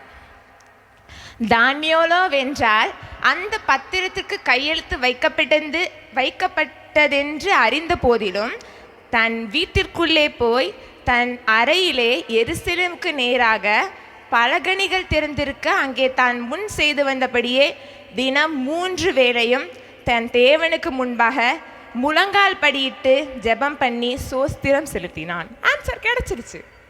அவன் ஜெபம் பண்ணான். உயிரே போனாலும் இங்கே ஜெபம் பண்ணுற ஆட்கள் இருக்காங்க. இன்னைக்கு பார்த்தீங்கன்னா 4 மாவட்டியில் ஜெபம் தான் முக்கியம்னு சொல்லிட்டு ஊரே போய் அங்கே தான் இருக்கு. அப்போ ஜெபம் தான் முக்கியம். ஜெபங்கள் எத்தனை வகைகள் இருக்கிறது. தனி ஜெபம், குடும்ப ஜெபம், முழங்காலிட்ட ஜெபம், உபவாச ஜெபம், திறவுகோல் ஜெபம். ஜெபங்கள் அடுக்கி கொண்டே போகலாம். ஒவ்வொரு ஜெபத்திற்கும் ஒவ்வொரு வேல்யூ உண்டு, ஒவ்வொரு பரிசுகள் உண்டு. அப்போ ஜெபம் தான் முக்கியம். தலைகீழ் ஜெபம் இது ஒரு புதுவிதமான ஜெபம். ஜெபம் தான் குடும்பத்திற்கு தேவை என்று என் வாதத்தை முடிகிறேன். இந்த பேச வாய்ப்பளித்த நடுவர்களுக்கும் மித்த எல்லாத்துக்கும் நன்றி கூடி விடைபெறுகிறேன். நன்றி, வணக்கம். ஆமென். அல்லேலூயா. சரி, அவள் டென்சி சொன்னதில் பார்த்தீங்கன்னா ஒரு பாயிண்ட் ரொம்ப முக்கியம். சிலுவைக்கு போகிறதுக்கு முன்னாடியும் போய் அவர் கெத்செமனே தோட்டத்தில் இரத்தத்தை வியார்வையாக சிந்தி ஜெபிச்சுட்டு தானே இருந்தார். கூட ஜெபிக்க கூட்டு போனவங்கள்ட்ட கூட ஐயோ நீங்கள் 1 மணி நேரம் எனக்காக விழிக்கக்கூடாதா அப்படின்னு சொல்லி அவர் சொன்னார். சொல்லி நல்ல பாயிண்ட்டை சொல்லிட்டா. அதனால் கிட்டத்தட்ட உங்கள் பக்கத்தில் வெற்றி நெருங்கி வருது. ஆனால் 2 பேர் இருக்காங்க. 2 பேரும் சாதாரண இல்லை. ஊழியர் அமல்ராஜ் இருக்காங்க, பாஸ்டரமாவும் இருக்காங்க. அதனால் என்னென்னா நீங்கள் சொன்ன மாதிரி நிறைய ஜெபம். நீ கடைசியில் 4 மாவடியும் சொல்லிட்ட. இன்றைக்கி பார்த்தீங்கன்னா ரொம்ப முக்கியமாக சொல்லணும், 4 மாவடி நல்ல அங்கே ஜபத்தினால தான் இவ்வளோ பெரிய மக்கள் வந்திருக்காங்கன்னு சொல்லி ஒரு எக்ஸாம்பிள், உலக பிரகாரமான எக்ஸாம்பிளை சொல்லிட்டீங்க. அதனால் எனக்கு ஒரு தெரிஞ்சவர் அடுத்த வருஷம் 30ஆம் தேதி காலையிலேயே என்ன பண்ணுதாராம், வெறும் காலில் நடந்து போப்பறேன்னு வேறு சொல்லியிருக்கிறாரு. சரியா? அப்படிலாம் ஜபத்துக்கு போகிறாங்க, தப்பு கிடையாது. இப்போ ஊழியர் அமல்ராஜ் வர போகிறாங்க. விசுவாசத்தினால உலகத்தை ஜெயித்தார்கள் அப்படின்னு நிறைய காரியம் இருக்குது. இப்போ அவங்க சொல்ல போகிறாங்க. விசுவாசமே பெருக போகிறது. நல்ல கரங்களை தட்டுங்க பாப்பா, நல்ல கரங்களை தட்டுங்க. ஆமென். ஆமென். கர்த்தருடைய நாமம் மகிமைப்படுவதாக. நாளிலும் விசுவாசத்தை பற்றி பேசும்படியாக தேவன் பாராட்டின கிருபைகளுக்காய் ஸ்தோத்திரம். ஒரே ஒரு வசனம் சொல்கிறேன். ஒரு கிறிஸ்துவ வாழ்க்கைக்கு மிகவும் முக்கியமான ஒரு காரியம் என்னன்னு பார்த்தீங்கன்னா, அதை ரோமர் 10 அதனுடைய 9வது வசனம் என்னவென்றால், கர்த்தராகிய இயேசுவை நீ உன் வாயினால் அறிக்கையிட்டு தேவன் அவரை மரித்தோரிலிருந்து எழுப்பினார் என்று உன் இருதயத்தில் விசுவசித்தால் ரட்சிக்கப்படுவாய் என்று சொல்லி இந்த இடத்துல நாம் பார்க்குறோம். அப்போ இன்றைக்கு ஆண்டவரை சொந்த இரட்சகராக நீங்கள் எல்லாம் என்ன பண்ணியிருக்கீங்க, ஏற்றிருக்கீங்க. அப்போ உங்கள் இருதயத்தில் நீங்கள் விசுவசித்தனால தான் நீங்கள் என்ன பண்ணியிருக்கீங்க, ஆண்டவரை சொந்த இரட்சகராக நீங்கள் ஏற்றிருக்கீங்க. எனக்கு ஆண்டவர் இதை செய்வார்னு சொல்லி நீங்கள் விசுவாசிச்சிங்க. அதனால தான் விசுவாசமே மிக சிறந்தது. எதிரணியில் டென்சிஸ்டர் அவங்க பேசினாங்க. ஜபந்தான் இன்றைக்கி ஜபத்தை குறித்து பல வகைகள் படும் என்று சொல்லி அவங்க பேசினாங்க. இன்றைக்கி ஒரு பிள்ளை ஒரு தகப்பனிடத்தில் கண்டிப்பாக எனக்கு எங்கள் அப்பா வாங்கி தருவார்னு சொல்லி ஒரு பிலீவ் அவங்களுக்கு இருக்குது. அவங்க ரொம்ப காலமாக எனக்கு நல்லா ஃப்ராங்காக பேசுகிறேன். அவங்க அப்பாட்ட ஐஃபோன் கேட்டே இருக்காங்க. அப்பா சொல்கிறாரு நான் வாங்கி தருவேம்மா அப்படின்னு சொல்கிறாங்க. அதை அவங்க விசுவசிக்கிறாங்க. ஆமேன். அதை தான் என்ன பண்ணுறாங்க, கண்டிப்பாக எங்கள் அப்பா எனக்கு வாங்கி தருவார் என்ற ஒரு விசுவாசம் அவங்களுக்குள்ளே இருக்குது. அப்போ அந்த விசுவாசத்துக்கு தக்கதாக கர்த்தர் அப்போ என்னது, ஜெபத்தை காட்டில் நீங்கள் அவர் மேலே அதிகம் விசுவாசம் வச்சுருக்கீங்க. ஆண்டவர் மேலே ஃபஸ்ட்டு, 2வது அவர் மேலே விசுவாசம் வச்சுருக்கீங்க. கண்டிப்பாக அதுக்கு ஒரு ஜெயம் இல்லை விசுவாசம் தான். விசுவாசம் அவர் மேலே என்னது கண்டிப்பாக வாங்கி தருவார்னு சொல்லியிருக்கீங்களா இல்லையா? அப்போ விசுவாசம்தான் ரொம்ப மிக முக்கியமான ஒரு காரியமாக இருக்கிறது. விசுவாசத்தினால தான் நீதிமான் என்ன பண்ணுவான், பிழைப்பான் என்று சொல்லி நாம் பார்க்குறோம். நம்முடைய வாழ்க்கையில் என்ன ஒரு காரியம் வேணாலும் வசனம் விசுவாசிக்கணும். அப்புறம் தான் ஜெபத்துக்கே போக முடியும். விசுவாசம் இல்லாமல் நம்ம போய் எவ்வளோ 1 மணி நேரம் சொன்ன மாதிரி 2 மணி நேரம் உட்காந்துருந்தாலும் சில நேரம் ஜெபம் பண்ணும்போது என்னாண்டவரே இத்தனை நாள் ஆச்சு, 1 மாதம் ஆச்சு, 6 மாதம் ஆச்சு, அப்படியே நம்ம என்ன பண்ணிடுவோம், சோர்ந்து போயிடுவோம், அப்படியே இதாயிரும். அப்போ நம்ம விசுவாசத்தோடு எனக்கு ஆண்டவர் தருவார்னு சொல்லி அந்த நம்பிக்கையோடு இருந்தோம்னா நிச்சயமாகவே ஆண்டவர் அதற்குரிய பிரதிபலன்களை ஆண்டவர் நம்முடைய வாழ்க்கையில் தருவார். இந்த வாய்ப்பை கொடுத்ததான போதர் அவங்களுக்கும் சபை மக்களுக்கும் நன்றி செலுத்துகிறேன்.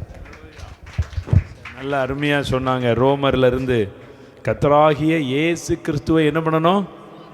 ஆமாம், அப்போ விசுவாசிக்கிறவனுக்கு என்ன பண்ணோம்? எல்லாம் கூடும், எல்லாம் என்ன பண்ணோம்? கூடும் அப்படின்னு சொல்லி விசுவாசத்தை ரொம்ப எளிதான காரியம். விசுவாசிக்கிறது எளிதா, ஜெபிக்கிறது எளிதா?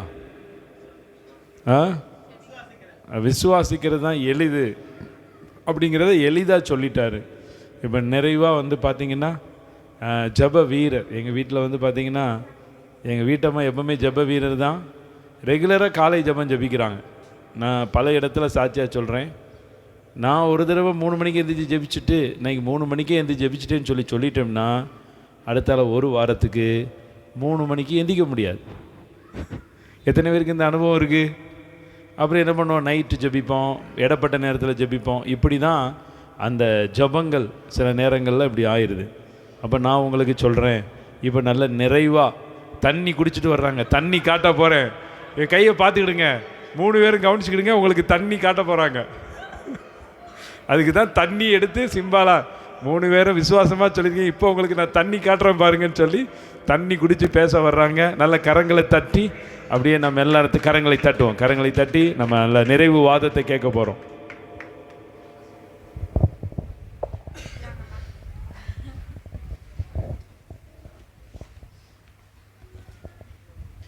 கர்த்தருடைய பரிசுத்த நாமத்துக்கு மகிமை உண்டாதாக. இந்த 2025வது ஆண்டில், இந்த புத்தாண்டில் கிறிஸ்தவ வாழ்க்கைக்கு விசுவாசம் முக்கியமா, ஜெபம் முக்கியமா அப்படிங்கிறத குறித்ததான இந்த பட்டிமன்றத்திற்கு வந்திருக்கிற, வாதாட வந்திருக்கிற எதிர்க்கட்சி அணியினர் 3 பேரையும் பார்த்து நான் ரொம்ப கவலைப்படுறேன். 3 பேரும் நல்லா அருமையாக பேசுனாங்க. ஆனால் 3 பேரும் எப்படிப்பட்டவங்கிறது எனக்கு தெரியும். இந்த நாளில் ஜெபமே ஜெயம் என்று சொல்லி பேச வந்திருக்கிறேன். இந்த நாளில் இந்த வாய்ப்பை கொடுத்த நடுவர் அவர்களுக்கும் இனிய புத்தாண்டு வாழ்த்துதலை சொல்லுகிறேன். அவர் ஒரு ஜெப வீரர் என்பது எனக்கு தெரியும். என்னுடைய அணியினர் சிறப்பான முறையில் பேசுனாங்க. நான் வியந்து போனேன். ஒரே நாளில் தான் நம்ம என்ன செஞ்சுருக்கோம், அந்த ப்ராக்டிஸ்லாம் பண்ணோம். ஆனால் டென்ஸுக்கு இப்போ வந்த பிறகு தான் ஆள் இல்லைங்கிறதுனால அவளை போட்டது. என்னையும் அதற்காக தான் ப்ரிப்பேர் பண்ணோம். சாமியும் அப்போ, அமல்ராஜ் பிரதரும் அப்போந்தான். ஆனால் ரொம்ப ப்ரிப்பேர் ஆனது ஜூலி சிஸ்டர்னு நினைக்கிறேன். ஆனால் இந்த நாளில் ஜெபமே ஜெயம் என்று சொல்லி நாங்கள் வாதாட வந்திருக்கிறோம். விசுவாசம்னு சொல்லி 3 பேரும் பேசுனாங்க, உண்மைதான். ஆனால் அவங்க 3 பேரும் எப்படி ஜபிப்பாங்கங்கிறது எனக்கு தெரியும். ஜூலி சிஸ்டர் மாதிரி ஜபிக்கவே முடியாது, நாங்கள்லாம் தூர தான் நிற்கணும். அதே மாதிரி அமல்ராஜ் பிரதர் எப்போதும் ஃபோனில் சொல்லுவார், பிரதர் நான் இதுக்கு பண்ணேன், ஜபம் பண்ணேன், அதுக்கு ப்ரேயர் பண்ணேன், இப்படி பண்ணினேன் அப்படின்ட்டு. அடுத்தால ஒருத்தர் இருக்கார், சாம்சன் துரை. அவர் எப்படிப்பட்டவர் அப்படின்னா, நான் சின்ன வயதாக அவர் இருக்கும் பொழுதே நான் ஃபேமிலி ப்ரேயர் பண்ணதுக்காக நாங்கள் ஹாலில் தூங்கிட்டு இருப்போம். பெட்ரூமில் போய் நான் 2 மணி நேரம் ஜெபம் பண்ணாலும் சரி, நான் எப்படி எந்திக்கிறதுன்னு தெரியாது. நான் எந்திக்கும் போதே என் கூட எந்திச்சு வந்து நான் 2 மணி நேரம் ஜெபம் பண்ணாலும் என் கூட உட்காந்துட்டு இருப்போம். அதனால தான் இன்றைக்கி ஊழியராக ஆலயத்தில் நின்றுக்கிட்டே ஜெபம் இல்லை, விசுவாசம் தான் முக்கியங்கிறது பொய்யான கருத்து. ஆலயத்தில் வந்து என்ன செய்யக்கூடாது, பொய் பேசக்கூடாது. உண்மையுள்ள மனுஷன் பரிபூர்ண ஆசீர்வாதங்களை பெறுவான். ஜெபத்தில் வந்ததுனால தான் அவர் இன்றைக்கி ஊழியராக நிற்காருங்கிறத மறந்து பேசி கொண்டு இருக்கிறார். அதற்காக கர்த்தர்ட்ட ஒரு மன்னிப்பு கேட்கணும். இந்த நாளிலும் கூட வேதாகமத்திலேருந்து நம்ம பார்க்கும் பொழுது யாபேஸ் என்ன செஞ்சார், ஜெபிச்சார். தேவரீர் என்னை ஆசீர்வதித்து என் எல்லையை பெரிதாக்கும், உமது கரம் என்னோடு கூட இருந்து தீங்கி என்னை துக்கப்படுத்தாதபடிக்கு அதை விலக்கி காத்தருன்னு சொன்னதை அப்படியே கர்த்தர் என்ன செய்தார். நான் விசுவாசிக்கேன் அப்படிலாம் ஒன்றும் இல்லை, ஜெபிச்சார். அதனால தான் யாபேசு பட்டணமே உருவானது. இந்த நாளில் ஜெபத்தினால தான் அந்த கொரோனா டயத்தில் அவ்வளோ பேரும் விழுந்து ஜெபிச்சதுனால தான் இந்த இன்றைக்கி இந்தியா என்ன செய்யுது, சுகத்தோடும் பலத்தோடும் ஆரோக்கியத்தோடும் இந்த நாளில் நம்ம ஆலயத்தில் உட்கார்ந்துருக்கிறது அவருடைய கிருபை மாத்திரமல்ல, நம்ம ஜெபித்த ஜெபம். என் நாமத்தினால எதை கேட்டாலும் உனக்கு தருவேன்னு சொல்லியிருக்காரு. அப்போ அதிகாலையில் தேடுகிறவன் தேவனை கண்டடைகிறான். லாசருக்கிட்ட போனோடனே, லாசர் மரித்துட்டார். ஆனால் ஏசப்பா என்ன செய்தார், அந்த இடத்துக்கு போனோடனே விசுவாசத்தோடு எழுப்பியிருக்கலாமே. எதுக்கு அவர் கண்ணீர் வடித்தார், பிதாவை பார்த்து கண்ணீர் வடித்து அழுதார். கண்ணீரோடு விதைக்கிறவர்கள் கம்பீரத்தோடு இருப்பார்கள். இந்த நாட்கள் அங்கே வந்திருக்கிற ஒவ்வொருவரும் நீங்கள் கண்ணீரோடு ஜபித்து கொண்டு இருக்கீங்க. இந்த 2025வது ஆண்டில் உங்களுக்கு கம்பீர அறுவடையை கர்த்தர் நிச்சயமாக உங்கள் வாழ்க்கையில் கொடுப்பார். வனாந்திரத்தில் கர்த்தர் ஊழியம் செய்து கொண்டு இருக்கிறார். அவர்கிட்ட என்ன இல்லை, சாப்பிட்றதுக்கு ஆகாரங்கள் இல்லை. 3 நாள் மக்கள் பசியாக அனுப்பக்கூடாதுன்னு சொல்லி யார்கிட்ட இருக்குன்னு கேட்கும்போது ஒரு சிறு பையன் கையில் இருந்த அந்த 2 மீனையும் 5 அப்பத்தையும் வாங்கி அவர் என்ன செஞ்சார், பிதாவை பார்த்து ஸ்தோத்திரம் பண்ணி என்ன செய்தார், அந்த அப்பத்தை பிட்டு கொடுத்தார். 5000 பேர் திருப்தியாக சாப்பிட்டு இது 12 கூட வந்தது. அதனால் விசுவாசம் என்று சொல்லி ஏமாந்து இறாதீங்க. இதை கேட்டு நிச்சயமாக ஜெபிச்சாதான் உங்களுக்கு ஜெயம் வரும். அது மட்டும் நிச்சயம் என்பதை நீங்கள் மறந்துடாதீங்க. ஒரே ஒரு வேதாகமத்திலேருந்து ஒரு வசனத்தை சொல்லி இந்த மக்களுங்க எதிர்க்கட்சி அணியினருக்கு இதை உணர்வூட்டும்படியாக நீங்கள் எவ்வளவு தரத்தில் இருக்கிறீர்கள் என்பதை அவர்கள் உணர்ந்து இனிமையாத அவர்கள் ஜெபத்தில் அந்த 2025 வருஷத்தில் நடக்க வேண்டும். ஜெயத்தை அவர்கள் பெற்றுக்கொள்ள வேண்டும். அருமையான ஜூலி சிஸ்டருடைய பிஸ்னஸ் மிக சிறப்பாக இருக்கணும். அமல்ராஜ் பிள்ளைக்கு நல்ல திருமண காரியங்கள் நடக்கணும். சாம் நினச்சி கொண்டிருக்கிற சர்ச்சை சீக்கிரம் கட்டி முடிக்கணும் அப்படின்னா ஜெபமே என்று சொல்லி அதற்காக ஒரு வார்த்தையை மாத்திரம் உங்கள்கிட்ட சொல்லி நான் அமர்ந்து கொள்ள ஆசைப்படுகிறேன். மார்க் எழுதின சுவிசேஷம் 5ஆம் அதிகாரத்தில் கர்த்தர் என்ன செய்தார், கப்பல்லேருந்து கீழே இறங்கின உடனே அந்த வாராரு. அது வரும்பொழுதே அங்கேருந்து ஒரு அசுத்த ஆவி கல்லறையிலேருந்து என்ன செய்யுது, ஓடி வருது. ஏன் ஏசப்பா இப்போமே நீர் வந்தேரு அப்படின்னு சொல்லிட்டு. அப்போ அது என்ன சொல்லுது, 7வது வசனத்தில், இயேசுவே உன்னதமான தேவனுடைய குமாரனே, எனக்கும் உமக்கு என்ன, என்னை வேதனைப்படுத்தாதபடிக்கு தேவன் பேரில் உமக்கு ஆணை என்று மிகுந்த சத்தமிட்டு சொன்னான். அப்போ பிசாசே ஏசப்பாட்டை வந்து என்ன செய்யுது, வேண்டுதுனால தான் கர்த்தர் என்ன செஞ்சார், அற்புத சுகத்தை அந்த பிசாசு பிடியிலிருந்து அவனுக்கு கொடுத்தார். அப்போ பிசாசே ஜபிக்கும் பொழுது இவர்களெல்லாம் ஜபிக்காமல் இருக்காங்களே, இவங்களை எந்த லிஸ்ட்டில் சேர்க்கன்னு எனக்கு தெரியலை. அதனால் நிச்சயமாக ஜெபமே ஜெயம் என்று நான் வாதாடுகிறேன். அது மாத்திரமல்ல, ஒரு சிறிய ஒரு சாட்சி. நாங்கள் 2008 வேலை இல்லாமல் நாங்கள் இருந்தோம். அந்த சூழ்நிலையில் ஒரு நிமிஷம், அப்போ அந்த சூழ்நிலை அங்கே பால் வாங்க கூட காசு இல்லாத ஒரு சூழ்நிலை.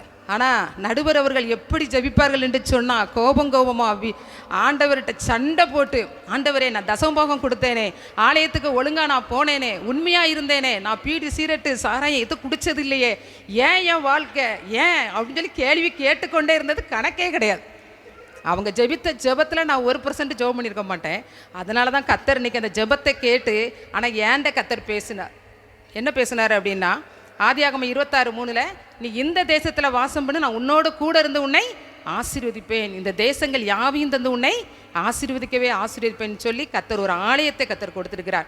இதற்கு காரணம் என்ன, இன்னும் அநேக ஜனங்களுடைய கண்ணீரை துடைக்கும்படியாக, ஆசீர்வாதங்களை பெற்றுக்கொள்ளும்படியாக, அநேகருக்கு ஆசீர்வாதமாக இருக்கும்படியாக கர்த்தர் கொடுத்த இந்த ஆலயம் எப்படி வந்தது அப்படின்னா, நடுவர் அவர்கள் ஜெபித்த ஜெபமே என்று சொல்லி, இந்த ஜெபமே ஜெயம் என்று சொல்லி எங்களுடைய அநீகருக்கு தீர்ப்பை கொடுக்குமாறு நடுவர் அவர்களை புத்தாண்டு நாளில் நல்ல செய்தியை சொல்லுமாறு அன்புடன் கேட்டுக்கொள்கிறேன்.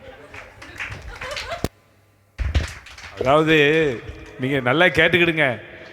நீங்கள் ஜெபம்னு தீர்ப்பு சொல்லலைன்னா இன்னையிலேருந்து 7 நாளைக்கு உங்களுக்கு சாப்பாடு கிடையாது அப்படிங்கிறத மறைமுகமாக சொல்லியிருக்காங்க. நீங்கள் வந்து நினைக்கிறீங்க அவங்க அன்பாக சொன்னாங்கன்ட்டு, அந்த அன்புக்குள்ளே இருக்கிறது எனக்கு தெரியும். அதான் இல்லையா? அப்போ நான் கவனிங்க, இப்போ ஏதோ ஒரு தீர்ப்பு நம்ம கண்டிப்பாக என்ன பண்ணணும், சொல்லி ஆகணும். ஆமாம், கரெக்டு. இப்போ நீங்கள் விசுவாசத்தை குறித்து பேசினவங்களும் சரி, ஜெபத்தை குறித்து பேசினவங்களும் சரி, உங்களுக்கு நான் ஒரு ட்விஸ்ட் வைக்க போகிறேன். 3ஆவதும் 4ஆவதும் ஒருத்தங்க இருக்காங்க, அவங்கள மறந்துட்டீங்க. யாராவது ஒருத்தர் திரும்பி பார்க்கக்கூடாது. யாராவது இருக்குன்னு சொன்னோன்னே, அதாவது ஜெபம், விசுவாசம், 3ஆவது ஒன்று, 4ஆவது ஒன்று, இந்த ரெண்டையும் 2 பேரும் சொல்லலை. யாராவது கெஸ் பண்ணுங்க பார்ப்போம், சொல்லுங்க. நம்பிக்கை, விசுவாசம், அன்பு, நீடிய பொறுமை. நீங்கள் கூட பொறுமையாக இருக்கீங்க. அல்லேலூயா. சரி, நான் அது சொல்கிறேன், அது எப்படி உள்ளே இன்க்ளூட் ஆகும் அப்படின்னு நான் சொல்கிறேன்னா, முதல்ல வந்து துதியும் ஸ்தோத்திரமும், அதை பற்றி யாருமே சொல்லலை. துதியும் ஸ்தோத்திரம் கிறிஸ்தவ வாழ்க்கையில் ரொம்ப முக்கியம். செஸ்லியம்மா இருக்காங்க, இனி வரைக்கும் 1000 ஸ்தோத்திர பலியை அதிகமாக சொல்கிறாங்க. அல்லேலூயா. அப்பா பிதாவே ஸ்தோத்திரம், அன்பின் பிதாவே ஸ்தோத்திரம்னு சொன்னோம்னா கடன்னு அவங்க சொல்லுவாங்க. ஏன்னா அவங்க அத்தனை தடவை ஸ்தோத்திரம் பண்ணுறாங்க. இதுவும் நீங்கள் மறந்துட்டீங்க. அடுத்தபடியாக வேத வசனம். என்னது? வேத வசனம். இப்போ ஒரு மனுஷனுடைய வாழ்க்கையில் மூச்சும் முக்கியம், இரத்தமும் முக்கியம். அப்படி தானே தம்பி? முதல்ல ஒரு மனுஷனுக்கு மூச்சு, அது ஜெபம். கை தட்டுங்க. அடுத்தால ரத்தம். அவன் உடம்புல ரத்தம் இருந்தால் தான் அவன் ஏங்க முடியும், அது விசுவாசம். ரத்தம் இல்லைன்னா என்ன நடக்கும்? ஜெபம் பண்ண முடியுமா? ரத்தம் தான் அந்த மூச்சை என்ன பண்ணுது? மூச்சில் இருக்கிற சுவாசத்தில் இருக்கிற ஆக்சிஜனை உடம்பு ஃபுல்லாக கொண்டு போகுது. நீங்கள் நல்லா புரிஞ்சுக்கணும். அப்போ மூச்சு வந்து ஜெபம், ரத்தம் வந்து விசுவாசம். அப்போ எனக்கு மூச்சு மட்டும் இருந்தால் போதுன்னு சொல்ல முடியுமா? முடியாது. அப்போ மூச்சு முக்கியம், ஜெபமும் விசுவாசமும் முக்கியம்தான். ஆனால் நான் தீர்ப்பு வேறு மாதிரி தான் சொல்ல போகிறேன். ஒரு பறவை இருக்குது, நல்ல திடகாத்திரமான பறவை. பறவைக்கு எத்தனை சிறகு? 4 சிறகா? எந்த பறவை பாப்பா? 2 சிறகு. ஒரு சிறகுனா விரிக்க முடியும், இன்னொரு சிறகை விரிக்க முடியலன்னா என்ன பண்ண முடியாது? பறக்க முடியாது. என் வாழ்க்கையில் விசுவாசம் மட்டும்தான் உண்டு அப்படின்னு விசுவாசம் விசுவாசம்னு சொல்லிட்டு ஜெபிக்காமல் இருந்தால் என்ன நடக்கும்? இப்போ ஒரு சிறகு வந்து விசுவாசம், ஒரு சிறகு வந்து ஜெபம்னு வச்சுக்கிடுங்க. அப்போ வந்து பார்த்திங்கன்னா விசுவாச சிறகு நல்லா இருக்குது, ஜெப சிறகு இல்லைனாலும் என்ன பண்ண முடியாது? பறக்கவே முடியாது. அப்போ விசுவாசமும் ஜெபமும் ஒரு பறவை பறப்பதற்கு ரொம்ப ஒரு முக்கியம். இப்படி நிறைய எக்ஸாம்பிள் சொல்லலாம். ஒரு நல்ல வாகனம் இருக்குது அப்படின்னா அந்த வாகனம் வந்து ஒரு புதிய வாகனம் இருக்குது, புது வாகனம் தான். சரி, வாகனத்தை விட்டுருங்க, செல்லுக்கு வந்துடும். அதான் ஈஸி. செல்லு, நல்ல புதிய செல்ஃபோன். டென்சி வந்து ஐஃபோன் கேட்குறதெல்லாம் உண்மை தான். எப்போ கேட்டாலும் அவ்வளோ ஜெபம் பண்ண தான் சொல்கிறேன். சரியா பாப்பா? என்னாலலாம் வாங்கி கொடுக்க முடியாது, எவ்வளோ விலை அப்படின்னு. 1 லட்சம் அப்படின்னா 1 லட்சமாக ஒரு ஃபோனை வாங்கி ஒரு கண்ணு ஸ்டிக்கரை ஒட்டி தரேன், பார்த்துட்டு ஐஃபோன் அப்படின்னு சொல்லிடு அப்படின்ட்டுருக்கேன், ஜெபிக்க சொல்லியிருக்கேன்.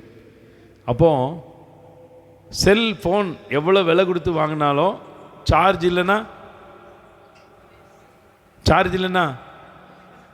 ஆமாம், சார்ஜ் இல்லைன்னா யூஸ் பண்ண முடியாது. செல்ஃபோன் தான் விசுவாசம், சார்ஜ் வந்து அந்த கரண்ட் வந்து ஜெபம். நிறைய சொல்லலாம் இது. சரி, இது உலகத்தின் பிரகாரம். இயேசு கிறிஸ்துவனுடைய வாழ்க்கையை நம்ம எடுத்துக்கொள்ளலாம். அவர் அதிகாலமே எழுந்து, இருட்டோடு எழுந்து வனாந்தரமான ஒரு இடத்துக்கு போய் தனித்து என்ன பண்ணார்? ஜெபம் பண்ணினார். இது ஒரு பாயிண்ட்டு. அடுத்தபடியாக இன்னொன்று நடக்குது. லாசரு மரித்து எத்தனை நாள் ஆச்சு? 4 நாள் ஆயிற்று. இப்போ கல்லறைக்கு போகிறாரு. போன உடனே என்ன சொன்னார்? டேய், உடனே போடுறா 4 மாடிக்கு ஒரு டிக்கெட்டை, திறப்பின் வாசல் போயிடுவோன்னு சொன்னாரா? 4 மாடிக்கு. இப்போ எங்கள் சொந்தக்காரங்க நிறைய பேர் இப்போ 4 மாடிக்கு நடந்து போகிறாங்க. அந்த கதையை ஏற்கனவே சொல்லியிருக்கிறேன். இப்போ இன்னைக்கு வாக்குத்தத்தத்துக்கு நேற்றே நடந்தெல்லாம் போயிருக்காங்க. நடந்து அது எந்த விசுவாசம்னு தெரியலை. அதில் விசுவாசம் இருக்கும் போல் இருக்குது. விசுவாசிகள்கிட்ட தான் கேட்கணும். சரியா? இப்போ அதை விடுங்க. அப்போ என்ன பண்ணார் அவர்? பிதாவே அப்படின்னு சொல்லி என்ன பண்ணார்? சிம்பிளாக ஸ்தோத்திரம் பண்ணார். அங்கே தான் விஷயம் இருக்குது. அந்த ஸ்தோத்திரத்துக்குள்ளே மறைமுகமாக விசுவாசத்தில் பிதாவாகிய தேவனை கடப்படுத்துகிறார். அந்த வசனத்தை வாசிப்போமா? யோவான் நற்செய்தி நூலில், பிதாவே நீங்கள் எப்பொழுதும் எனக்கு செவி கொடுக்கிறபடினால ஸ்தோத்திரம். ஜெபம் பண்ணாரா? ஆண்டவரே, செத்து போனவன் எப்படியா எந்திரிச்சு வர முடியும்? 4 நாள் வச்சாச்சு, புழு வந்திருக்கும், அது வந்திருக்கும், இது வந்திருக்கும்னு சொல்லி அவர் என்ன பண்ணலை? மருத்துவத்தை நம்பலை, சயின்ஸை நம்பலை, எதுவுமே நம்பலை. வாசிங்க. நீர் எப்போதும் எனக்கு செவி கொடுக்கிறபடினால என்று நான் அறிந்திருக்கிறேன். ஆனாலும் நீர் என்னை அனுப்பினதை சூழ்ந்து நிற்கும் ஜனங்கள் விசுவாசிக்கும்படியாக. திமிர்வாதக்காரனை 4 பேர் சுமந்துட்டு வந்தாங்க. யாருடைய விசுவாசத்தை பார்த்தாரு? எந்த அளவுக்கு ஜபமோ அந்த அளவுக்கு விசுவாசம் இருந்தால் தான் காரியங்கள் நடக்கும். நிறைய சொல்லலாம். விசுவாசமும் ஜபமும் வேதம் பாருங்க, எல்லாத்தையுமே சரிசமமாக ஈக்குவலாக வச்சிருக்குது. ஆமென். அப்போ அவர் அதிகாலமே எழுந்து போய் ஜெபிச்சதுனால என்னுடைய ஜெபத்தை ஏற்கனவே பிதா கேட்டுட்டாரு, இப்போ நான் சொல்கிற விசுவாசத்தை அவருக்கு அறிக்கை பண்ணுவார் அப்படின்னு சொல்லி அவர் என்ன சொல்கிறார், விசுவாசத்தில் சொல்கிறாரு. ஆட்டோமேட்டிக்காக கல்லறை திறக்குது. அந்த விசுவாசத்தில் சொல்கிறதுக்கு முக்கியமாக தேவைப்பட்டது தான் ஸ்தோத்திரம். அல்லேலூயா. அப்போ உங்கள் வாழ்க்கையில் இயேசு கிறிஸ்து கற்றுக் கொடுத்த காரியம் என்ன? ஜெபிச்சார். அதிகாலமே எழுந்து ஜெபிச்சார், விசுவாசத்தை நடைமுறைப்படுத்தினார். அப்போ நம்ம விசுவாசத்தை நடைமுறைப்படுத்துகிறதுக்கு நம்ம வாழ்க்கையில் ஜெபம் அவசியம். அல்லேலூயா. அப்போ நான் சொன்னேன் நேற்றே, விதைகள் தூங்கினாலும் இல்லை, விதைக்கிறவன் தூங்கினாலும் விதைகள் என்ன பண்ணலை, தூங்குவதில்லை. அப்போ நான் மாற்றி சொன்னேன், ஜெபிக்கிறவன் தூங்கிட்டாலும் ஜெபம் தூங்குவதில்லை அப்படின்னு நான் சொன்னேன். ஜெபம் என்ன பண்ணாது, தூங்காது. அப்போ நிறைய இருக்குது. எபிரேயரில் நீங்கள் 11 வாசிங்கன்னா விசுவாசத்தை குறித்து மாத்திரம்தான் இருக்குது. நீங்கள் ஜெபத்தை எடுத்துக்கிட்டிங்கன்னா டென்சி சொன்ன 3 பாயிண்ட்டும் சூப்பர் தான். இயேசு கிறிஸ்து கல்வாரி சிலுவைக்கு போகிறதுக்கு முன்னாடி ஜெபிச்சார். எசேக்கியா ராஜா வியாதி படுக்கையில் கடந்துக்கிட்டு அப்படியே ஜெபிச்சிட்டார். அதே மாதிரி தானியேல் சூளை எத்தனை மடங்கு சிங்கக்கபி, சாத்ராக் மேசாக்கு தான் சூளை, இங்கே சிங்கம் ரெடியாக இருக்குது. ஆனால் அவர் என்ன பண்ணார், ஆட்டோமேட்டிக்காக அந்த காரியத்தை செஞ்சார். ஆனால் தானியேல் பண்ணதில் என்னென்னா, அவர் என்ன பண்ணார், தேவனை ஸ்தோத்தரித்தார் அப்படின்னு ஒரு வார்த்தை இருக்கும். அல்லேலூயா. அப்போ நல்லா தெரிந்து கொள்ளுங்க. அப்போது ஒரு மனுஷனுக்கு ரெண்டையும் கர்த்தர் படைச்சிருக்கிறார், ரெண்டையும் படைச்சிருக்கிறார். நான் உங்களை பார்த்து சொல்கிறேன், ரொம்ப ஜெபிக்கிறவனும் ரொம்ப சக்ஸஸ் ஆகிட்டான் அப்படின்னு சொல்ல முடியுமா? அவர் ரொம்ப ஜெபம் பண்ணாருங்க. கிரியை இல்லாத விசுவாசம் என்ன பண்ணுது, நீ நல்லா ஜெபிச்சுக்கிட்டே இருக்கேன்னு சொல்லிட்டு பசியோடு வந்து நிற்கிறவனுக்கு ஒரு மடக்கு தண்ணி குடிக்காம ஜெபிச்சா என்ன பிரயோஜனம்? அதை தான் எதிரணி சொன்னார். அப்படி தானே? நான் ஜபம் ஜபம் ஜபம், நான் இப்போ ஜெபிக்கிறேன், காகம் உனக்கு என்ன கொண்டு வந்துடும், அப்பம் கொண்டு வந்துடும் அப்படின்னு சொல்கிறது எவ்வளோ ஒரு முட்டாள்தனமோ, அதே மாதிரி விசுவாசம் தான் நம்மளுக்கு முக்கியம்னு சொல்லி அவங்க சொன்னாங்க. அப்போ நல்லா தெரிந்து கொள்ளுங்கள், எல்லாமே 2 இருக்குது. நம்ம வாழ்க்கையில் 2 கண் இருக்குது, ஒரு கண்ணில் உயிர் வாழ்கிறாங்க. அப்போ ரொம்ப ஜெபிக்கிறவனும் ரொம்ப சக்ஸஸ் ஆகிட்டான், ஜெபமே பண்ணானும் அழிஞ்சு போயிட்டான்னு சொல்ல முடியாது. சாதாரணமாக ஃபெய்த்தில், சாதாரணமாக விசுவாசத்தினால, சிலரெல்லாம் பார்த்தீங்கன்னா விசுவாசத்தில் சொல்கிறத கூட என்ன பண்ணுதார், கர்த்தர் கனப்படுத்துதார். ஆனால் இந்த விசுவாசத்துலேயும் ஜெயத்திலையும் இருக்கக்கூடிய முக்கியமான காரியம் உங்களுடைய துதி, ஸ்தோத்திரம், நன்றி. இது இருந்தால் மட்டும்தான் அந்த ஜெபமும் வேல்யூ, அந்த விசுவாசமும் வேல்யூ ஆகும். நீங்கள் ஜெபிக்க போகிறவங்க, நீங்கள் மறைமுகமாக விசுவாசிக்கிங்க. எப்படி தெரியுமா? நம்ம ஜெபிச்சா கர்த்தர் கேட்குறாரு அப்படிங்கிறது என்ன பண்ணுறீங்க, நீங்கள் மறைமுகமாக விசுவாசித்து தான் நீங்கள் முழங்கால் போடுறீங்க. என் பிதா என் சத்தத்தை கேட்குறாரு, நான் கேட்குறது எனக்கு கொடுப்பாரு.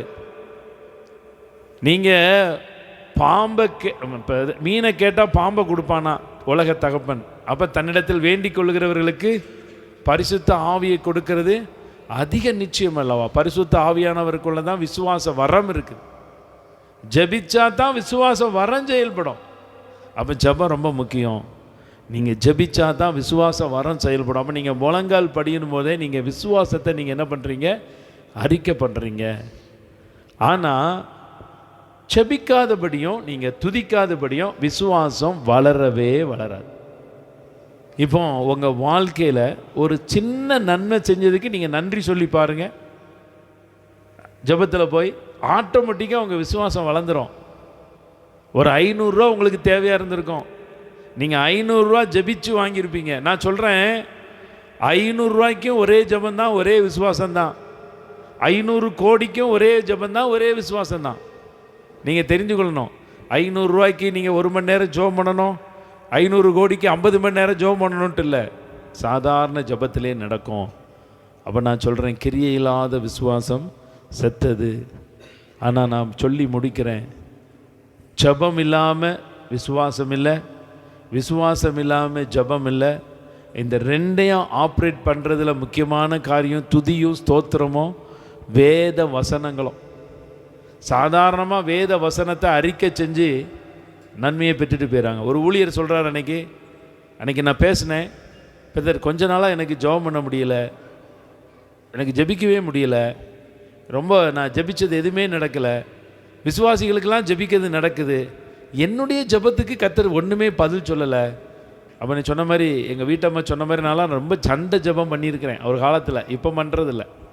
அப்போ அந்த அந்த அந்த ஊழியர் சொல்கிறாரு, என்னால் ஜெபிக்க முடியல, இவ்வளோ காரியம் எனக்கு தோல்வி, இவ்வளோ பிரச்சனை, இவ்வளோ போராட்டம், ஆனால் என் வாழ்க்கையில் கொஞ்ச நாளைக்கு அப்புறம் நன்மையாக நடந்துச்சு அப்படின்னாரு. என்ன ரகசியம் நீங்கள் சொல்லிக் கொடுங்கன்னாரு. ஒன்றும் இல்லை பிரதர், எனக்கு ஜெபிக்கவே முடியலை, துதிக்க முடியலை, ஸ்தோத்திரம் பண்ண முடியலை, கொஞ்சம் வெறுப்பு தான், கோபம் தான் ஒரு மேலே. பைபிளை எடுத்துகிட்டு 6 மணி நேரம் கரெக்டாக வாசிப்பேன் பிரதர், வாசிச்சுட்டு மூடிட்டு போயிடுவேன், அவ்வளோதான், வேறு எதுவுமே நான் பேச மாட்டேன். ஆட்டோமேட்டிக்காக என் வாழ்க்கையில் எல்லாமே நடந்துச்சு. அப்போ தான் ஆண்டவர் உணர்த்தினார், நீ வாசிக்கிற வேத வசனமும் ஜபந்தான், அதில் விசுவாசம் வச்சுருக்கிறேன், ஜீவனை வச்சுருக்கிறேன், அதனால் உனக்கு ஒரு அற்புதத்தை செஞ்சேன்னு சொன்னார். அப்போ தேவ பிள்ளைகள், நீங்கள் முதல்ல ஜெபிக்கணும். ஜபந்தான் ஒரு குழந்தை பெற்ற நீங்கள் சிறு குழந்தைகள் இருக்காங்க, அந்த குழந்தை பேசணும், மழலை சொல்லில அது என்ன பண்ணணும், பேசினா தானே சந்தோஷம், பேசினா தான் கேட்கும். பேச்சுக்கும் கேட்கிற திறனுக்கும் சம்பந்தம் இருக்குது. அப்போ பேசணும். எந்த பெற்றோராவது குழந்தை பிறந்த உடனே மழலையில் பேசுகிறத பார்த்து வருத்தப்படுறாங்க, ஐயோ என் பிள்ளை என்ன இப்படி பேசுது, தமிழ் மொழியில் பேச தெரியலையே, கவிதை பேச தெரியலையே, பாட்டு படிக்க தெரியலையேன்னு யாராவது வருத்தப்படுறாங்களா? அந்த மழலை சொல், அந்த மழலை சொல்ல எத்தனை பெற்றோர் சந்தோஷப்படுறாங்க. இப்போ ஞானமணி அக்கா இருக்காங்க, நான்சி இருக்காங்க, அந்த ஜெனிப்பர் நாங்கள் கீழே இருக்கும்போது சின்ன பிள்ளையாக வந்த உடனே ஜெனிப்பரை கூப்பிட்டு சொல்லி கொடுப்பேன். பாப்பா சொல்லுமா ஞானமணி அப்படி சொல்லு அப்படின்னோடனே ஞானமணி அப்படிங்கும். எனக்கு அது அவ்வளோ சந்தோஷமாக இருக்கும். இப்போ நல்லா பேசுகிறாவா, எங்களுக்கெல்லாம் தெரியும். இன்னும் 2-3 வார்த்தையெல்லாம் சொல்லி கொடுப்பேன் அந்த பிள்ளைக்கு, அதை நான் சொல்ல மாட்டேன். ஞானமணி அக்கா கோவப்பட்டுருவாங்க, சரியா, அதை மறந்துருப்பாங்க. அப்போ நான் என்ன சொல்கிறேன், அந்த பேச்சு ஜெபம். நீங்கள் இருக்கிறீங்க, உங்களுக்கு வசனத்தை சொல்லி ஜெபிக்க தெரியுதோ, நல்ல அடுக்குமொழியில் ஜெபிக்க தெரியுதோ, இல்லை ஜெபமே பண்ண தெரியாட்டாலும் பரவாயில்ல, நீங்கள் எந்த முறையில் உங்களுக்கு ஜெபிக்க சொல்லி கொடுக்குறாரோ அந்த முறையில் ஜெபம் பண்ணுங்க. நீங்கள் ஜெபிச்சாலே எனக்கு ஒரு அற்புதம் நடக்கும் அப்படிங்கிறதுக்குள்ளே அந்த விசுவாசம் இருக்குது. நீங்கள் விசுவாசிக்கிறபடினால தான் நீங்கள் ஜெபிக்கிறீங்க.